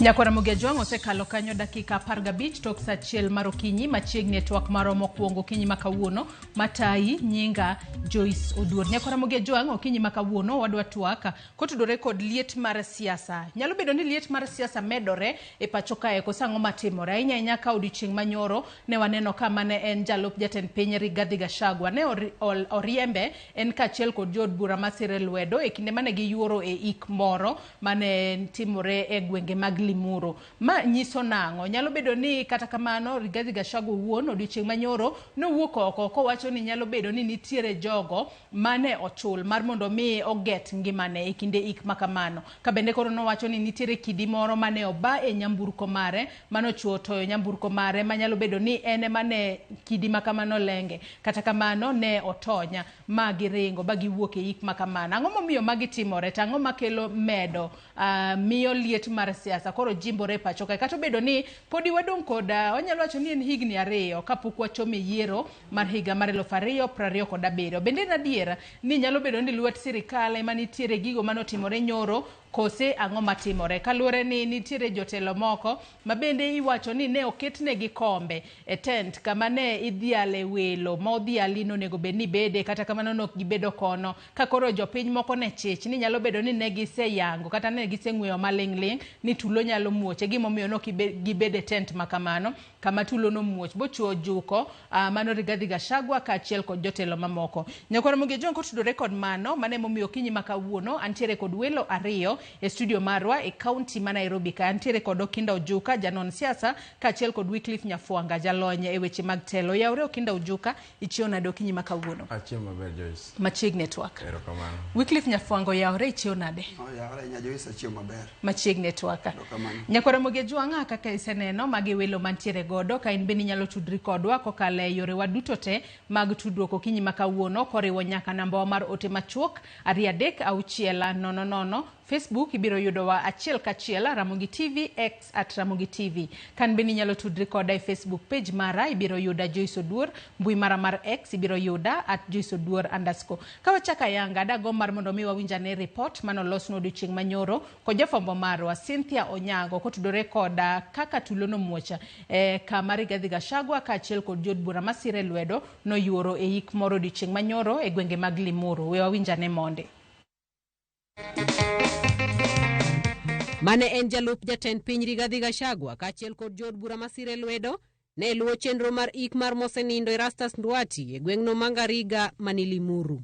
To mana Kamil Polo ne en ng'wech matienda gi machama tuoni bang' tulo muoche hema mag Gachagua kod jod bura masire lwedo ne obetie gino mane ochunogi mondo giwuog ng'wech ka gitemo reso ngimagi. Mane oluwe nyime en muko mar hemani kaachiel kod turo kombe e kinde ma joma ne oyuoro e ik to goyo nduru ka giringo gireso ngimagi. Nyamburko mane Gachagua birogo emane ogeti kod kite ka kombe bende ne otur e tulo no. Walikuwa wana target kwenye Rigathi Gachagua ameketi, ile gari Rigathi Gachagua alikuwa anaenda ndani yake, walikuwa wanamtarget yeye mwenyewe. Tunaona ni kama kulikuwa na mpango ambayo familia na viongozi ambao walikuwa wamefika katika mazishi haya hawakuweza kujua kuna kitu ilikuwa imepangwa. Ni kama kuna jama ilikuwa imepangwa yenye hatukuwa tunajua. Jimathoth bende ne ohinyore kinde tulo makama kakata jofwambo bende ok ne owe mako bilo lit mar tulo no. Mimi nilikuwa nimesimama hata sijui niligongwa na nini. Niliona mawe inaenda juu, nafikiri niligongwa na mawe nikaanguka chini. Lweny ne ochakore kinde ma jaod bura machon Malimuru Peter Mwathi ne loso kawachore ni rowere moko ne ok dwar mondo Gachagua olos kod joma ne oyuoro ikno. Tunaelekea uchaguzi wa 2027. Mambo kama haya yakifanyika itakuwa gumu kufanya hata mikutano ingine kulingana na yule mrengo huko. So wasipokomesha haya kutakuwa na shida, na kama Mount Kenya tunaomba tafadhali wizara ziweze kuhusika na ziweze kuchunguza mambo haya. Motelo jaod bura Malimuru John Kiragu ne otamore bet kod mane en jalup jatend piny Rigathi Gachagua kachiel kod jod bura mamoko masire lwedo e hema mane oket tenge ne jotelo kinde machuok kende kapok lweny omuoch. Kiragu en jahera maduong' mar jatend piny William Ruto. Tukaanza kuona za ile mheshimiwa wa Limuru aliyekuwa kwa kiti ambaye ako kwa kiti amekuja akakataa kiti ya VIP, amekaa kwa kiti ambayo hastahili kukaa. Tukawa suspicious, tukajua hapa si pazuri. Jodak wacho ni tulo mane omuochno okel kod ywaruok mar siasa e kinde Gachagua kod johera mag jatend piny William Ruto. Ma osenindo Erastus Nduati mong'ere gi nying mar Oledhi ni Mwene Limuru ne oi kod yukni mapek kinde machuok bang' tulo makamano. Cynthia Onyango, Ramogi TV. Achak kod Okindo Ojuka, ang'o matimore? Ang'o momiyo waneno ka kuma jalup jatend piny Kenya Rigathi Gachagua nyoyore iko more manoneno ka tulo muoch. To mago duto timore mana kaka iwinjo ka jopiny moko loso kanyo. Jaod bura mano Malimuru, mano John Kiragu, en nodagi hebet hema mano ket tenge ne jotelo modhial mano luonga e nyasi makamano. Nyalo bedo ni en gima nopangi kosa ng'oma, nikech mago wanyalo wacho ni gin mana siasa, liet mar siasa ma medo tedore mano mochomo yiero mar higa mar 2027 kata kama pod odong' higni 2 kapok wachopo 2027. Erokamano Joyce. Ing'eni siasa ma mlima opogore gi siasa mathurwa. Mlima king'e historia margi, mane gima ne kwano mane miscalculation mane Rigathi otimo. Nikech ing'eni ever since gin jomoko yie berga ne giberga gi one leader, supreme leader.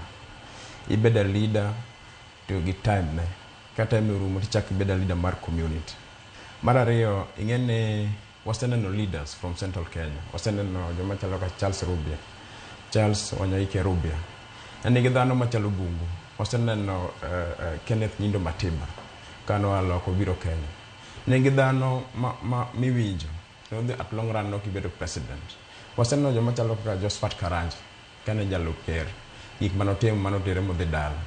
Rigathi noko kwano bilano. Nikech ng'eyo Jokikuyu bego okala luongo nying community jok Central Kenya gimbe go kwano to en Rigathi Gachagua ni otero wakani. Lwenje moketo wago ni en lwenje mapogo wagi jo Kenya kose en lwenje matero wakure. Mok nen kata lwet sirikal ne nieka. En oganda gin ing'eni gin joma wasetiyo, gin joma go kwano, gin joma gin all over Kenya. Kidhi Migori ibo yudo Mkikuyu, kidhi Busia ibo yudo Mkikuyu, kidhi Mombasa ibo yudo Mkikuyu, kidhi Kisumu ibo yudo jamon Kenya kago wala kuyu. Koro gimbe go kwano ni bwana gwen mane Rigathi Gachagua terwan lweny ne onge kumotero as a community. Koponi ilungo ni Medusa Chege, John Chege Kiragu. En achiel kuom wabunge manogolo Rigathi oko e parliament. Right?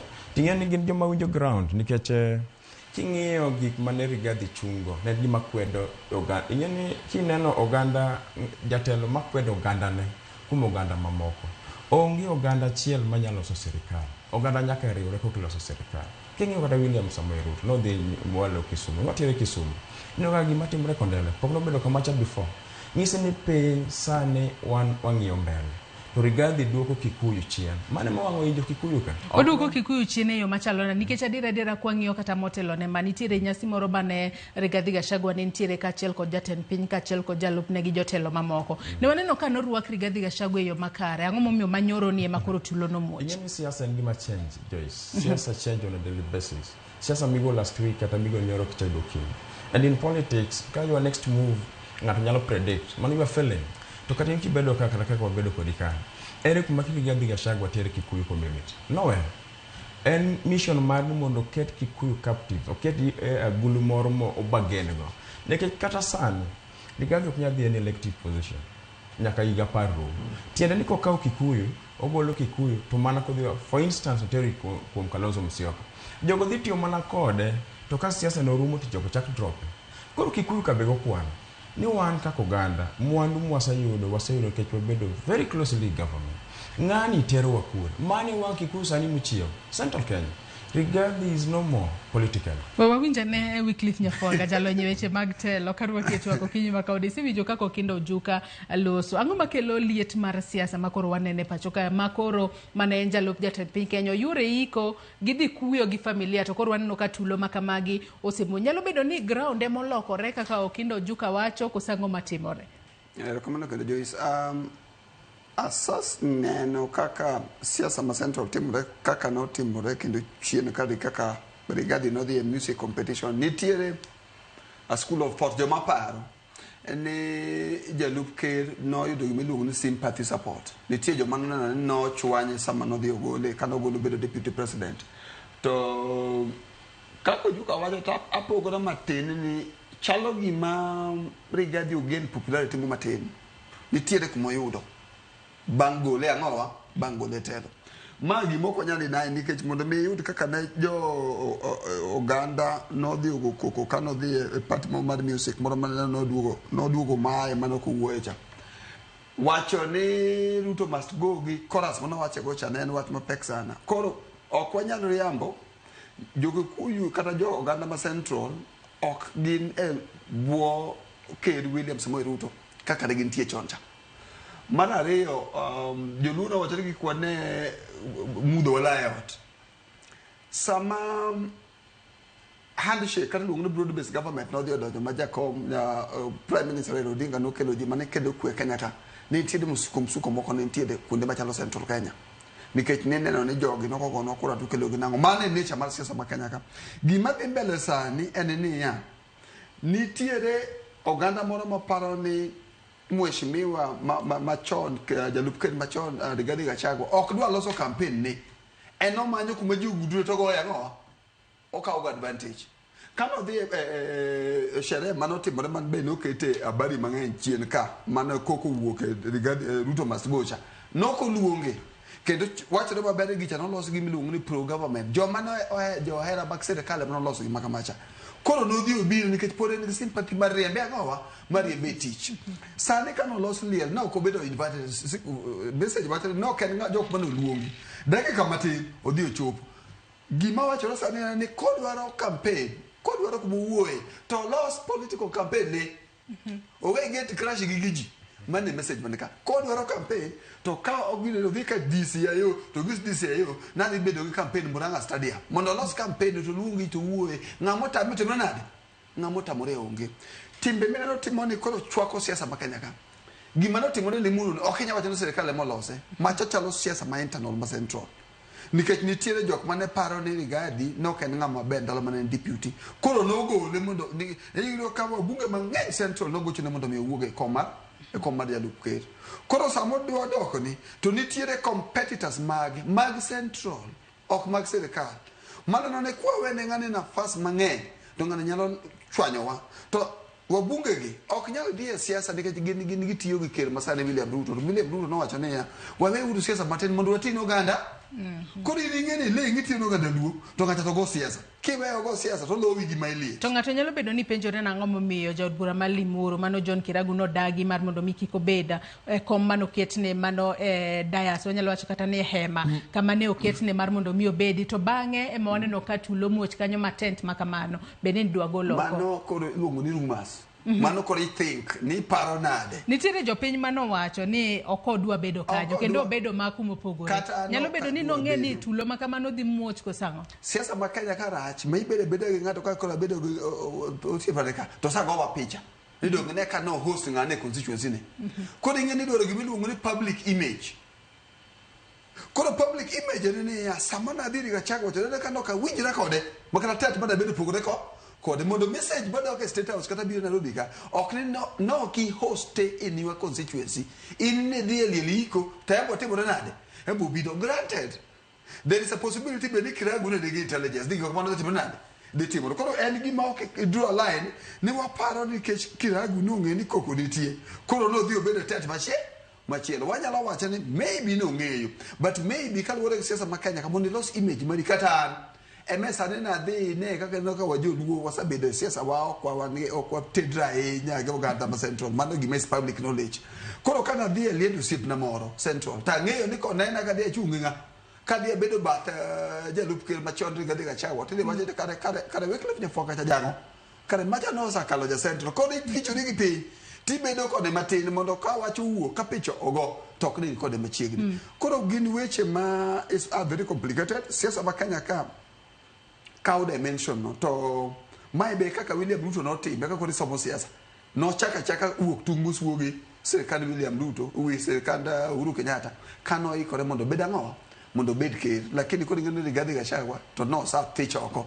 kole mi ngeno dwaro ni mondo kata oko bedo ker tane gima keso ngulungo ni political mileage mungiso ne ya en gi sympathy lakini Joyce sympathy ngacho sa mako matin central ka mako weru kutu timbo makosa mrailo timo kani ngise ni William Ruto ne ngane pek Rift Valley machori yala pa to ji owacha na pana ingeni anene na hero jo penya will go directly to the people don William Ruto no tingo Rift Valley modego ngama no ngeno dhego koro ngat ma a political analyst or recognize ni Gachagua ka wave ma central dikeche siasa makanya kana maro kabila hivi malera kabisa kedo beleka ibiro po mana kaka siki jo dot makikuyu wana gwadra kama tipo pa koko kaote tonya ko kawat lista ha okindo juka kaduke to akokinyi makawon nyalo bedo nango momiyo Gachagua to ramo ni ena nitiere jogo manitiere sirikale manyalo bedo ni no pango tulo makamano kata kamano no wacho ni okonyala yango gi to wacho ni nitiere kata kidi mano babo goyo nyamburko mare ni kidi no negete ang'o momiyo rama ni nitiere sirikale malawe kinde duto kata bedo ni wach makamano no timore ang'eni bobed kitimo nonro mar mondo miyo yang ne to jomage mano chako tulo makamago adiera ingen mokwongo Joyce awinjo kipenjo sirna ni nang'o miyo mbunge cha noko bedo koma John Kiragu yes engineer John Kiragu ingene inano siasa ka onego respect the leadership right openly Geoffrey Rigathi Gachagua edwa dhi Limuru to ogone mbunge makanyo simu so wacho ni bwana abiro liel makama turu kanyo abiro mondo wabi ayuago inano man you respect a leader the leadership mar area koro iting moro jomoko ne wacho ni kongo moko inyao okimodha ahinya mewo joma ni kanyo ng'acha kano dhi to yudo ka former deputy president mang'eyo ng'ama tin at the same time is an elder right kiweni kata gi siasa osetiye nyaka administration ineno ko kuongo mobiro mobedo kacha to oko notify area MP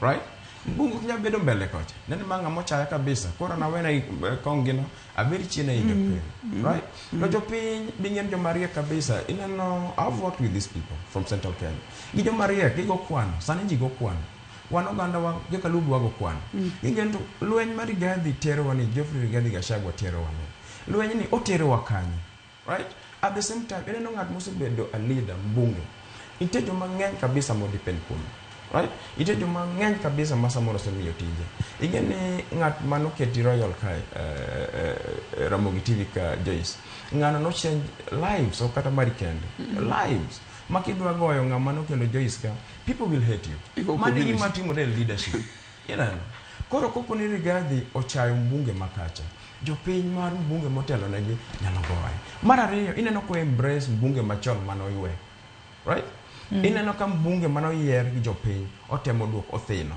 to kawo mbunge mwadhicha mano yombi mano be nyalo wang'o gi jopiny at the same time kwawe kata Limuru ne Joyce Rigathi no gen gimiluongo ni enemy no beli gimiluongo the nemesis Rigathi kane deputy president ma Kenya jo Kikuyu madongo leaders ma Kikuyu Central Kenya right no yudo go enemies no keta lot of enemies ne gik manotimo kata puotho Uhuru Kenyatta gineka nite joma ne igi wang' gik machalo bilag right koro Kikuyu community wangi osechieo ni lweny mar Rigathi tero wani en lweny matero wana right to mane piny masani wadwaro nikech Kikuyu ng'eyo ne we cannot survive Kenya ka onge oganda mamoko kata dhi mana Migori as we speak Joyce nitie wuod achiel ma Kikuyu mantie Kuria land kocha wuod achiel ma MC mar Gente Kikuyu kidhi Busia iboyo kidhi nyaka Bungoma nitie region ma iwacho ni Kikuyu land, kidhi kata Lamu ibo yudo Kikuyu land. Koro ka Kikuyu kibukore ni Kikuyu ni Mount Kenya, Jalamu jandi do wacho nang'o? Nikech nodak Lamu, ka gima dhi Mount Kenya, ere ka gino to konye kaka Jalamu. Mane kwano ma Kikuyu community osegoyo gi Rigathi Gachagua. And it's done. We are done with them. Rigathi oserumo political. Oserumo. We've seen people, waseneno Charles Rubia, Charles Wanyaike Rubia, Joyce, kanu chung Kikuyu land, niwinjo. Waseneno Kenneth Nyindo Matiba, koa loka. Dhano ni chalo bungu marite, noruma kabisa. Waseneno Karanja, no bully other leaders, right? Mane kuma Rigathi witego. Okinya bedo ruoth mar piny tituro buom jomatindo moyiera i piny. You cannot. Yes. To wach makono noseyo sirikal ni sirikal emano ditere jogo ma sirikal emano chako chulo kata no chano chulo makamano. Ingen Joyce, we need to be honest, right? Ingen jok mane kelo tulo, jok motamore kata gin jopiny, civilians, jopiny kata king'iyo kata rwakruok margi. Nyisi maka jopiny malimuru motamne ng'ani ochayo leadership maro. Ok en sirikal dong tiyo gi police, sirikal tiyo gi jeshi, sirikal tiyo gi joma ting'o bunde. Ere gi lwet sirikal kacha. Minyalo wach mago ywak mago deyo, ywak maro ywak pito dhiang' to modha. Koro nyafuaga ka beto Gachagua onego bede timang'o gi sade mana kise wacho ni wanyalo wacho ni kinde mathoth ochopa e rombe moko ma ok ochiwo kata notice no dhi chopo kanyo ochopa kacha koko gwele kata onego bed notimang'o kaluwore ni kuonde modhiye ema nyalo bedo ni en jalup jatend piny Kenya mano dhi choko e apisi en momedo jimbo liet mar siasa e pacho ka ber in kaka jalonyeche mag telo onego bed notimang'o gi sani mar mondo mi oduoka ne piny liet mar siasa to mana kaka kise wacho jatend piny Kenya William Ruto wuon nojiwo jo siasa kaachiel kod jotelo moko ni koro sani gihore giket siasa tenge gitine jopiny to kwaneno ka tulo makama gi muoch gin weche mamedo mana duoko wa piny ahinya to wechego mag dongruok. Ojuko wacho maber kabisa ni ki idhi constituency moro to in status mag jalup ker machon to kata ing'eni ka ker ma Kenya ka William Samoei Ruto ka ndege dhi America bing'eni message of goodwill yoro de country mora ma ndege dhi kalova piny mora ma ndege ker ma Kenya dhi kale iyoro ne message of goodwill kinyiso gi ni ker kinyo kalka mane kaka timo gate kumora mora koro onego bed ni nogo sime kata onyiso ng'ana ni kiny no wabi kendo ang' na bi e constituency ni mar bed ang'o mar bed liel kata bed mane ok owinjre ng'acha to it is gimito kisugluongo ni katasi iloso siep onyalo bedo no ko winjide gi bunge masani ma engineer Kiragu ma Limuru lakini bedo ng'ama nyalo make friendship mi go sime tingi sene ang' na bi kanyo to bote machira dek now ineno ka bunge machon emu kato tulo wuok gicha macha local politics mag jo dot jo Kikuyu wawere wach mar sirikal the only advantage ma ker machon Rigathi nigo kiluongo nying sirikal tikelo sympathy ina ni dogina kake goya sirikal goya is a very heavy statement maki wacho nega jiga tiluongo sympathy ne kaka gitimona ne kaka gidwa timanade ne kaka ne gidwa nega watemo wacho niya ka Mheshimiwa Rigathi Gachagua ne dwaro ni mondo koro no sa yiere mondo no wacho dok pacho en koro operate from pacho otim gima very simple ka weekend ochopo to los dogo mar Galamuro to kosaromo to timbe ang'owa owache weche mag siasa chik ma Kenya ka oyiene luongo ji together mondo bedgo to wacha agenda ne to kirit kuma ji mane gi madhi kendo shida nikech nyaka ne thiche oke weche mag telo onge kumoro ma Rigathi no wacho ni koro Rigathi no dhi wacho niya ni mit kata loso gi miluongo niya ni Thanksgiving no nyalo loso gi makamano kana advice mare nanya dhi ma dhi ang'isa no loso gi moro Mathira miluongo Mathira constituency miluongo ni Thanksgiving meeting mar ang'o mar goro ne jopiny erokamano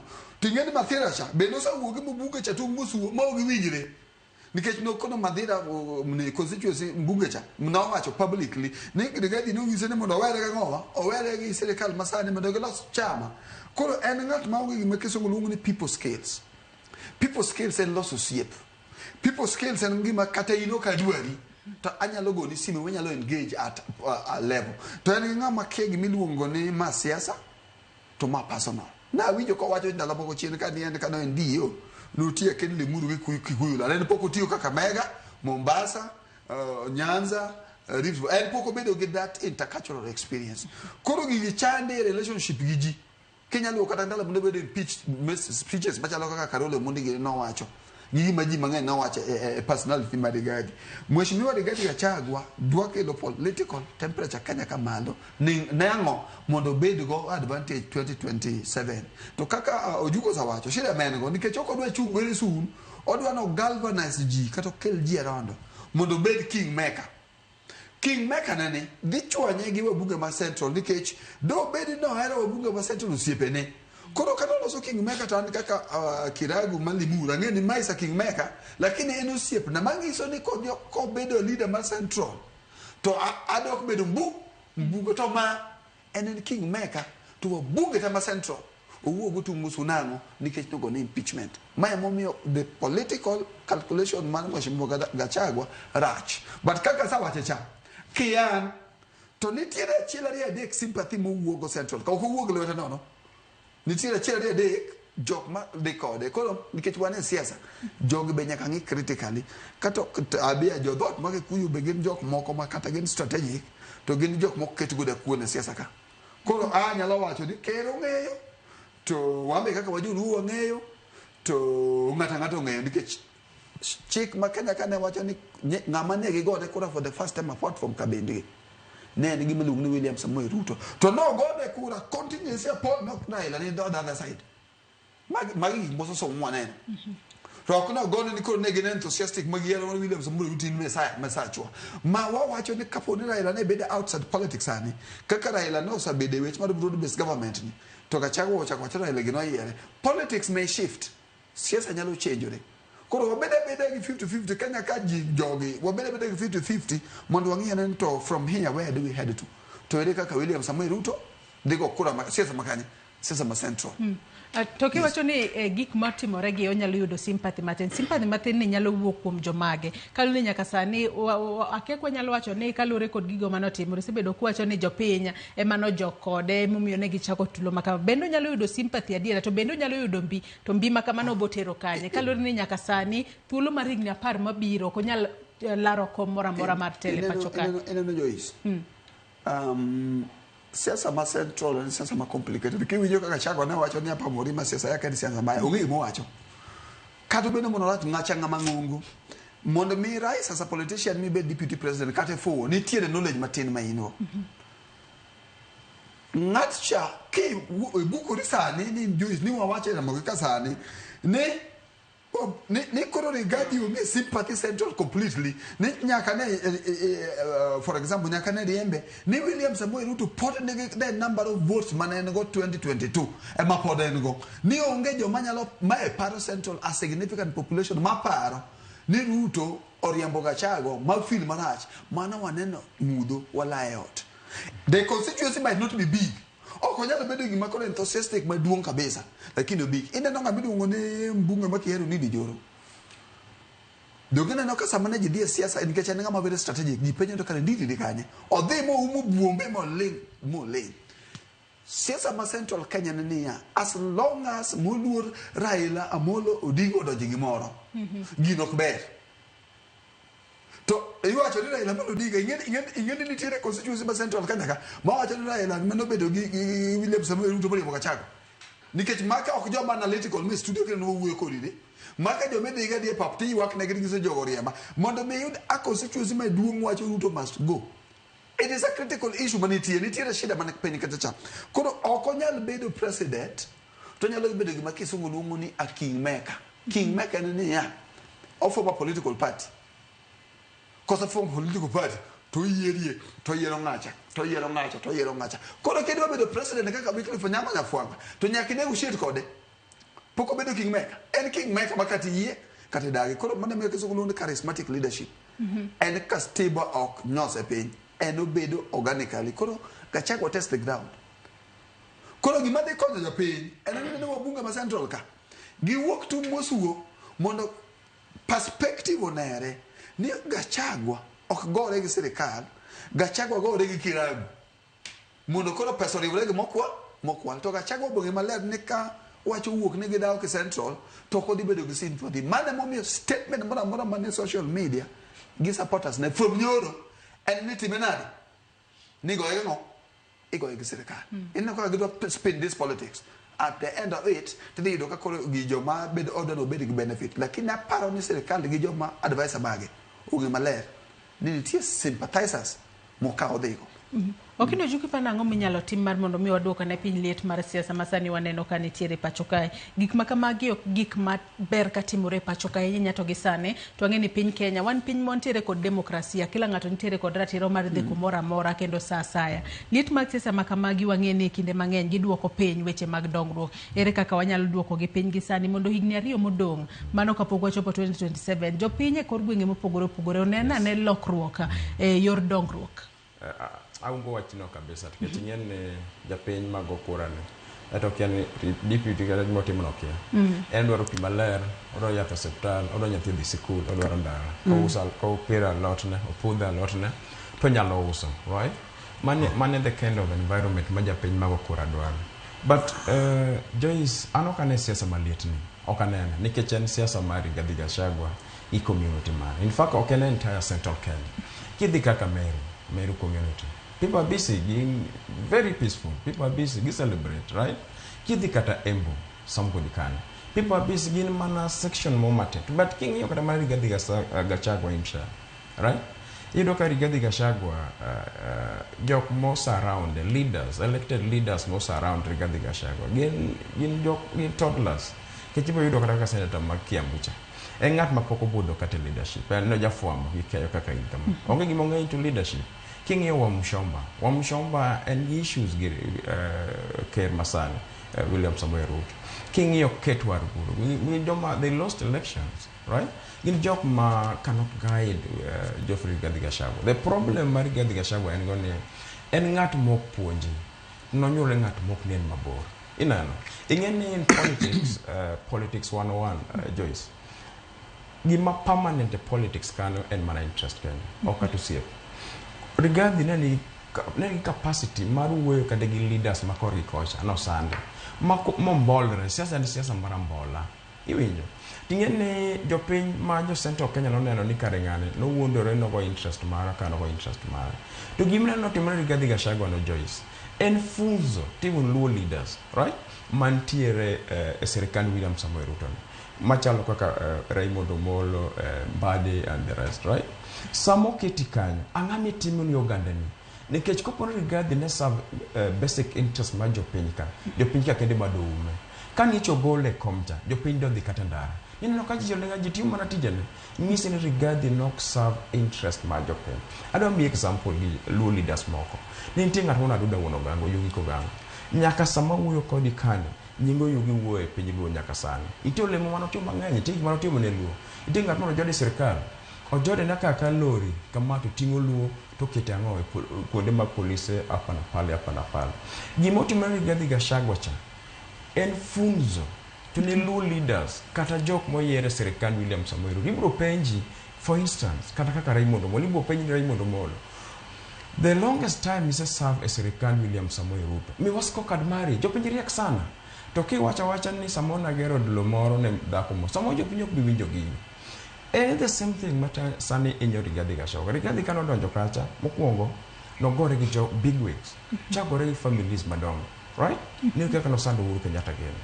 Kichako donjo ochak gore gi elected leaders including mbunge margi me dala kumonyuole. Inano. Koro gima nyalo kelo kwe mondo japiny oyud gima nyalo konyo en kwa were gi siasa mathol. Kendo na mor kabisa Uganda lu. Sani kidhi luo Joyce kidhi e piny luo sani. People are busy. Jipura loni. People are busy. Jipuro doma. People are busy. Jing'iyo weche education. Ineno kaka rais odhi dala kucha. You do an environment wanyalo promise ko jopiny gima jopiny wacho sani. People are busy keto leaders tesre. Kendo sko kad margi. Kendo jopiny penjo ni for the past 2 years in MC ang'am setimono. Jopiny penjo for the past 2 years in bunge in governor. Ang'am setimono wa jopiny. aparo ni mano e kuma nyalo terwa mbele kwa siasa mathole. Yes. Adwa nasoma ne moko kuom ote ma joneno magwa chwalo no kinyi makawuono kapok watieko twak marwa wadong' mana gi dakika matin kende to watieko twak marwa mokwongo e chenro mar Opinyo kinyi makawuono. Ote makamago abo bedo kasomo gi achiel kachiel. Injinia Lazaro Kanyambo ng'isa ka ni welcome back Gisu Durero kamana enyo ng'isa ka ni mokwongo akwero leaders mondo owere kod politics of ethnic balkanization, very dangerous for a cosmopolitan nation like Kenya. Odhi mbele kwacho ni otherwise gimane otimore ne Rigiji Limuru cha to pod early to predict siasa is a dirty game. Nyalo kata bedo Gachagua owuon kod his team emane temo create scenario moro mondo oganda Mount Kenya onene sympathy nikech obedo targeted. Magi samoro nyalo kata bedo propaganda mag Gachagua owuon. An kaka brilliant political analyst odhi mbele kwacho ni okanyal judge before digging deep into something. Mano Injinia Lazaro Kanyambok mar Kariobangi Jamaguye Kanyada East. Erokamano ahinya kuom ote makamano. Ruth Nyathi Ochieng bende wacho ka ni liet mar siasa mathurka ochomo kamaracha. Gima notimore Limuru en gima rach ma ok owinjo timre e democratic country like Kenya. Odhi mbele kwacho ni kar liel en kar kuyo to chala matinde josiasa oseloko kar liel kama gitieke mirembgi mag siasa. To gima ang'eyo ni liel mit kawadu to kochopo ni to kata yiero law mirwako ditami. Ochopo sama koro owinjo tam josiasa dhi e liel to kochuno ni gidhi to kik migi platform. Gachagua bende owinjo ng'e ni ok odhi mbele.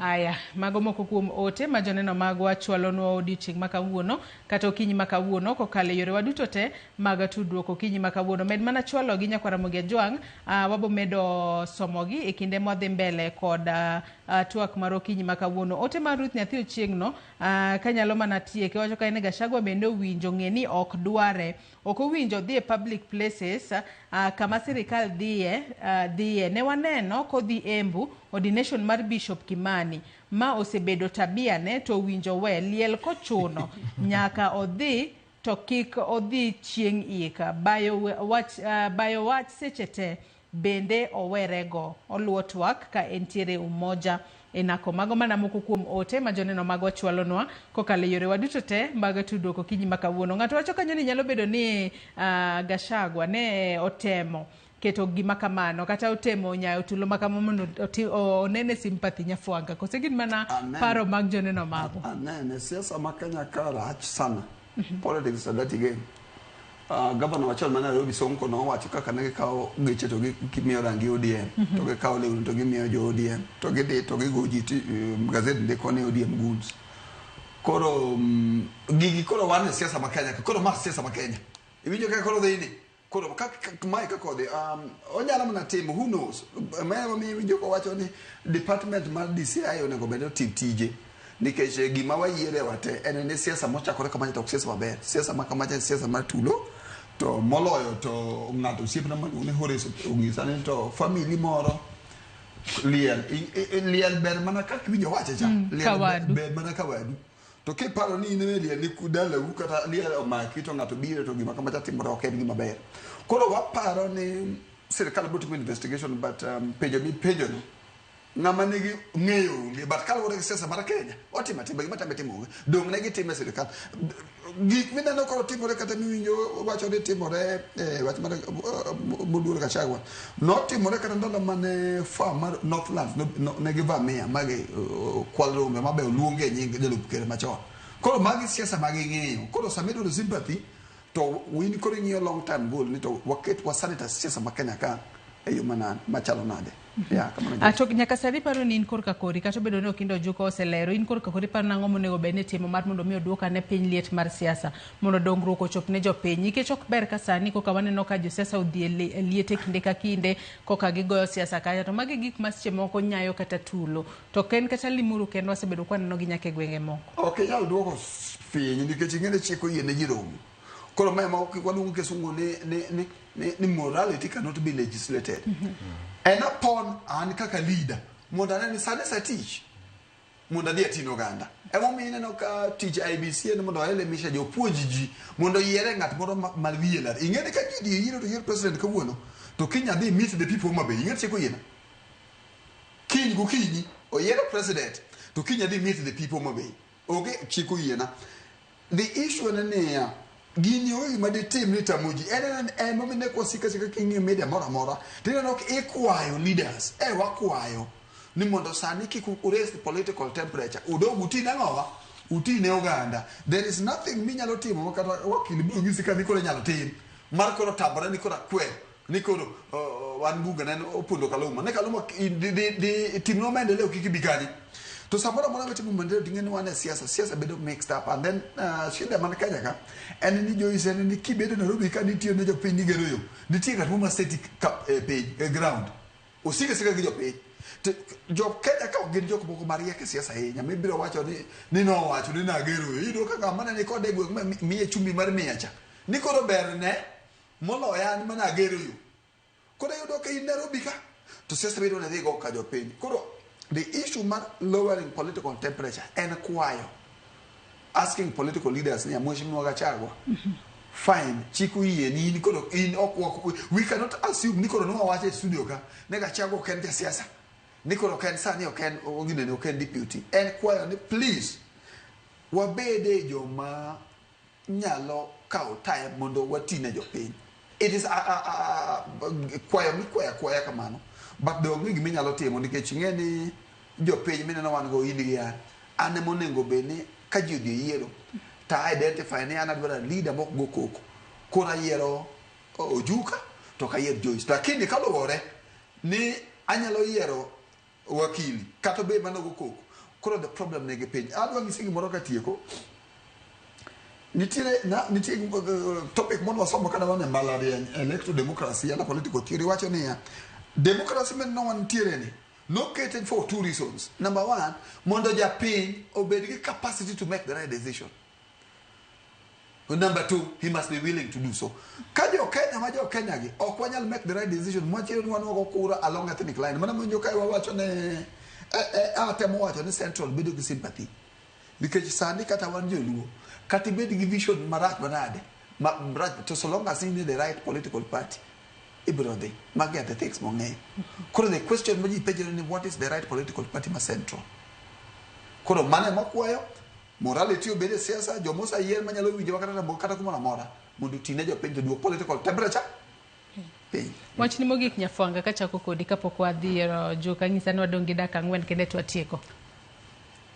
Kwayo mheshimiwa amba ka wach nyalo chopo ne mheshimiwa Rigathi Gachagua ni a leader and gimi luongo ni give and take to siasa be okiye yiwa siasa en gima ketimo siasa makisa tiyo kosa yobi kisa yomba tanyalo goni sime maluongo na Joyce de nada bana ni yomba asabede ele mogi kata no ko sip na moro nyen moro be ni citizen ka wuok adi ni mo nyen moro parliament ayo ka jok mana winyo ne dawe ni alo mo ko de ka wachiemo kanye wachiemo parliament ko ibedo gi that kind of attitude ni we might agree on ideology twanyalo bedo siepe mane kaka gero siasa kaka wakwayo jo siasa ni mondo giduok no political temperature kanye piny matin mondo dongo ko timno nade odhi mbele otherwise akondem mondo timno ne Gachagua cha and gima ok nyal promote kata ok nyal watch for politics nikech ober mana kacha kinto chopo Mobe ochopo Migori ochopo Siaya ochopo Kisumu kama na ero kama na inya Wycliffe Nyafwanga kendo joka wach ni mogik ka watieko kachiel kod pachi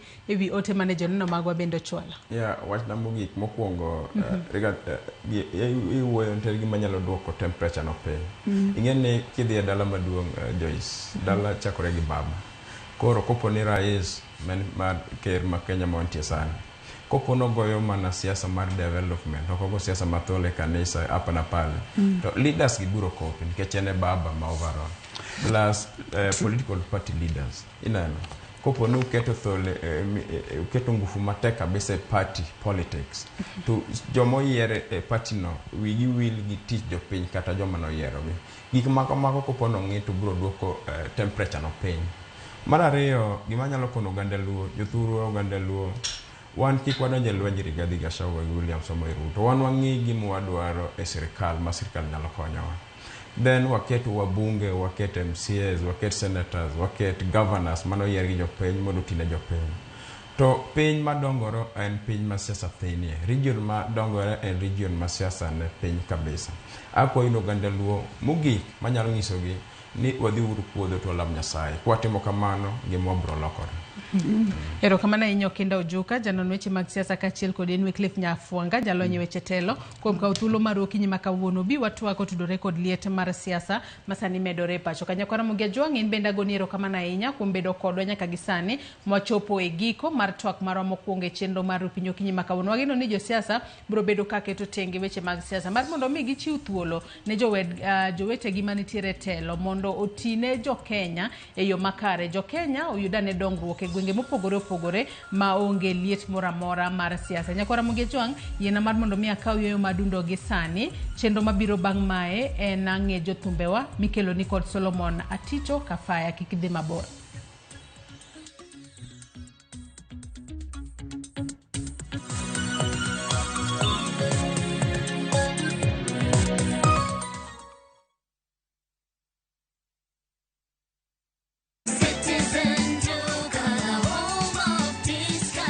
This week, Citizen Duka and Quickmart are bringing you an amazing deal on grocery shopping with Mama Soko. Enjoy skuma and spinach at just 20 shillings each, carrot at 99 shillings per kg, and onions at 69 shillings per kg. It's super easy. Just dial *487*5#. Choose what you need, make your payment, and get a message to pick up your order at any Quickmart supermarket near you. Fresh produce, great prices, and no hassle. Shop Mama Soko today with Citizen Duka. Citizen Duka, home of discount.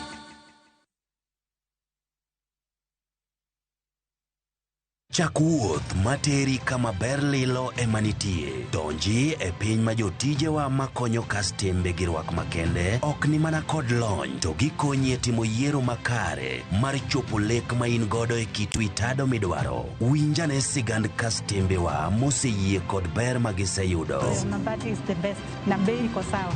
Na quality iko poa. Limwa e badwa ma Manjit House, Kisumu Accra Street e apaya ma Paul Mboya. Gochi e 070 Adek Abichabirio, Aria Borachiel, Royal Mabati Factory, excellence redefined.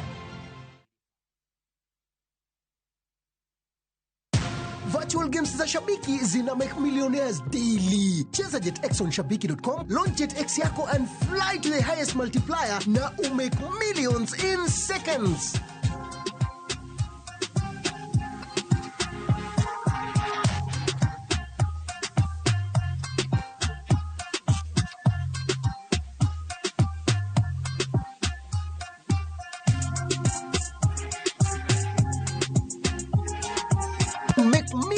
In seconds. Kubali kuomoka na virtual games na Shabiki.com.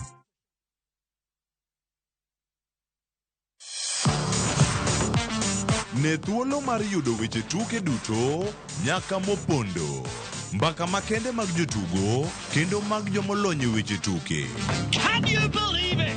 Magite yudore chenro mar pau tuke. The 4.84 kilometers. Nonro matut kod gigo matimre manyien mag tuke duto mawuok e piny mangima. Tudri kod Wangeso Kangeso, Ramogi TV. Kochakore saa 8 odiechieng' ka wami gik motimore pau tuke.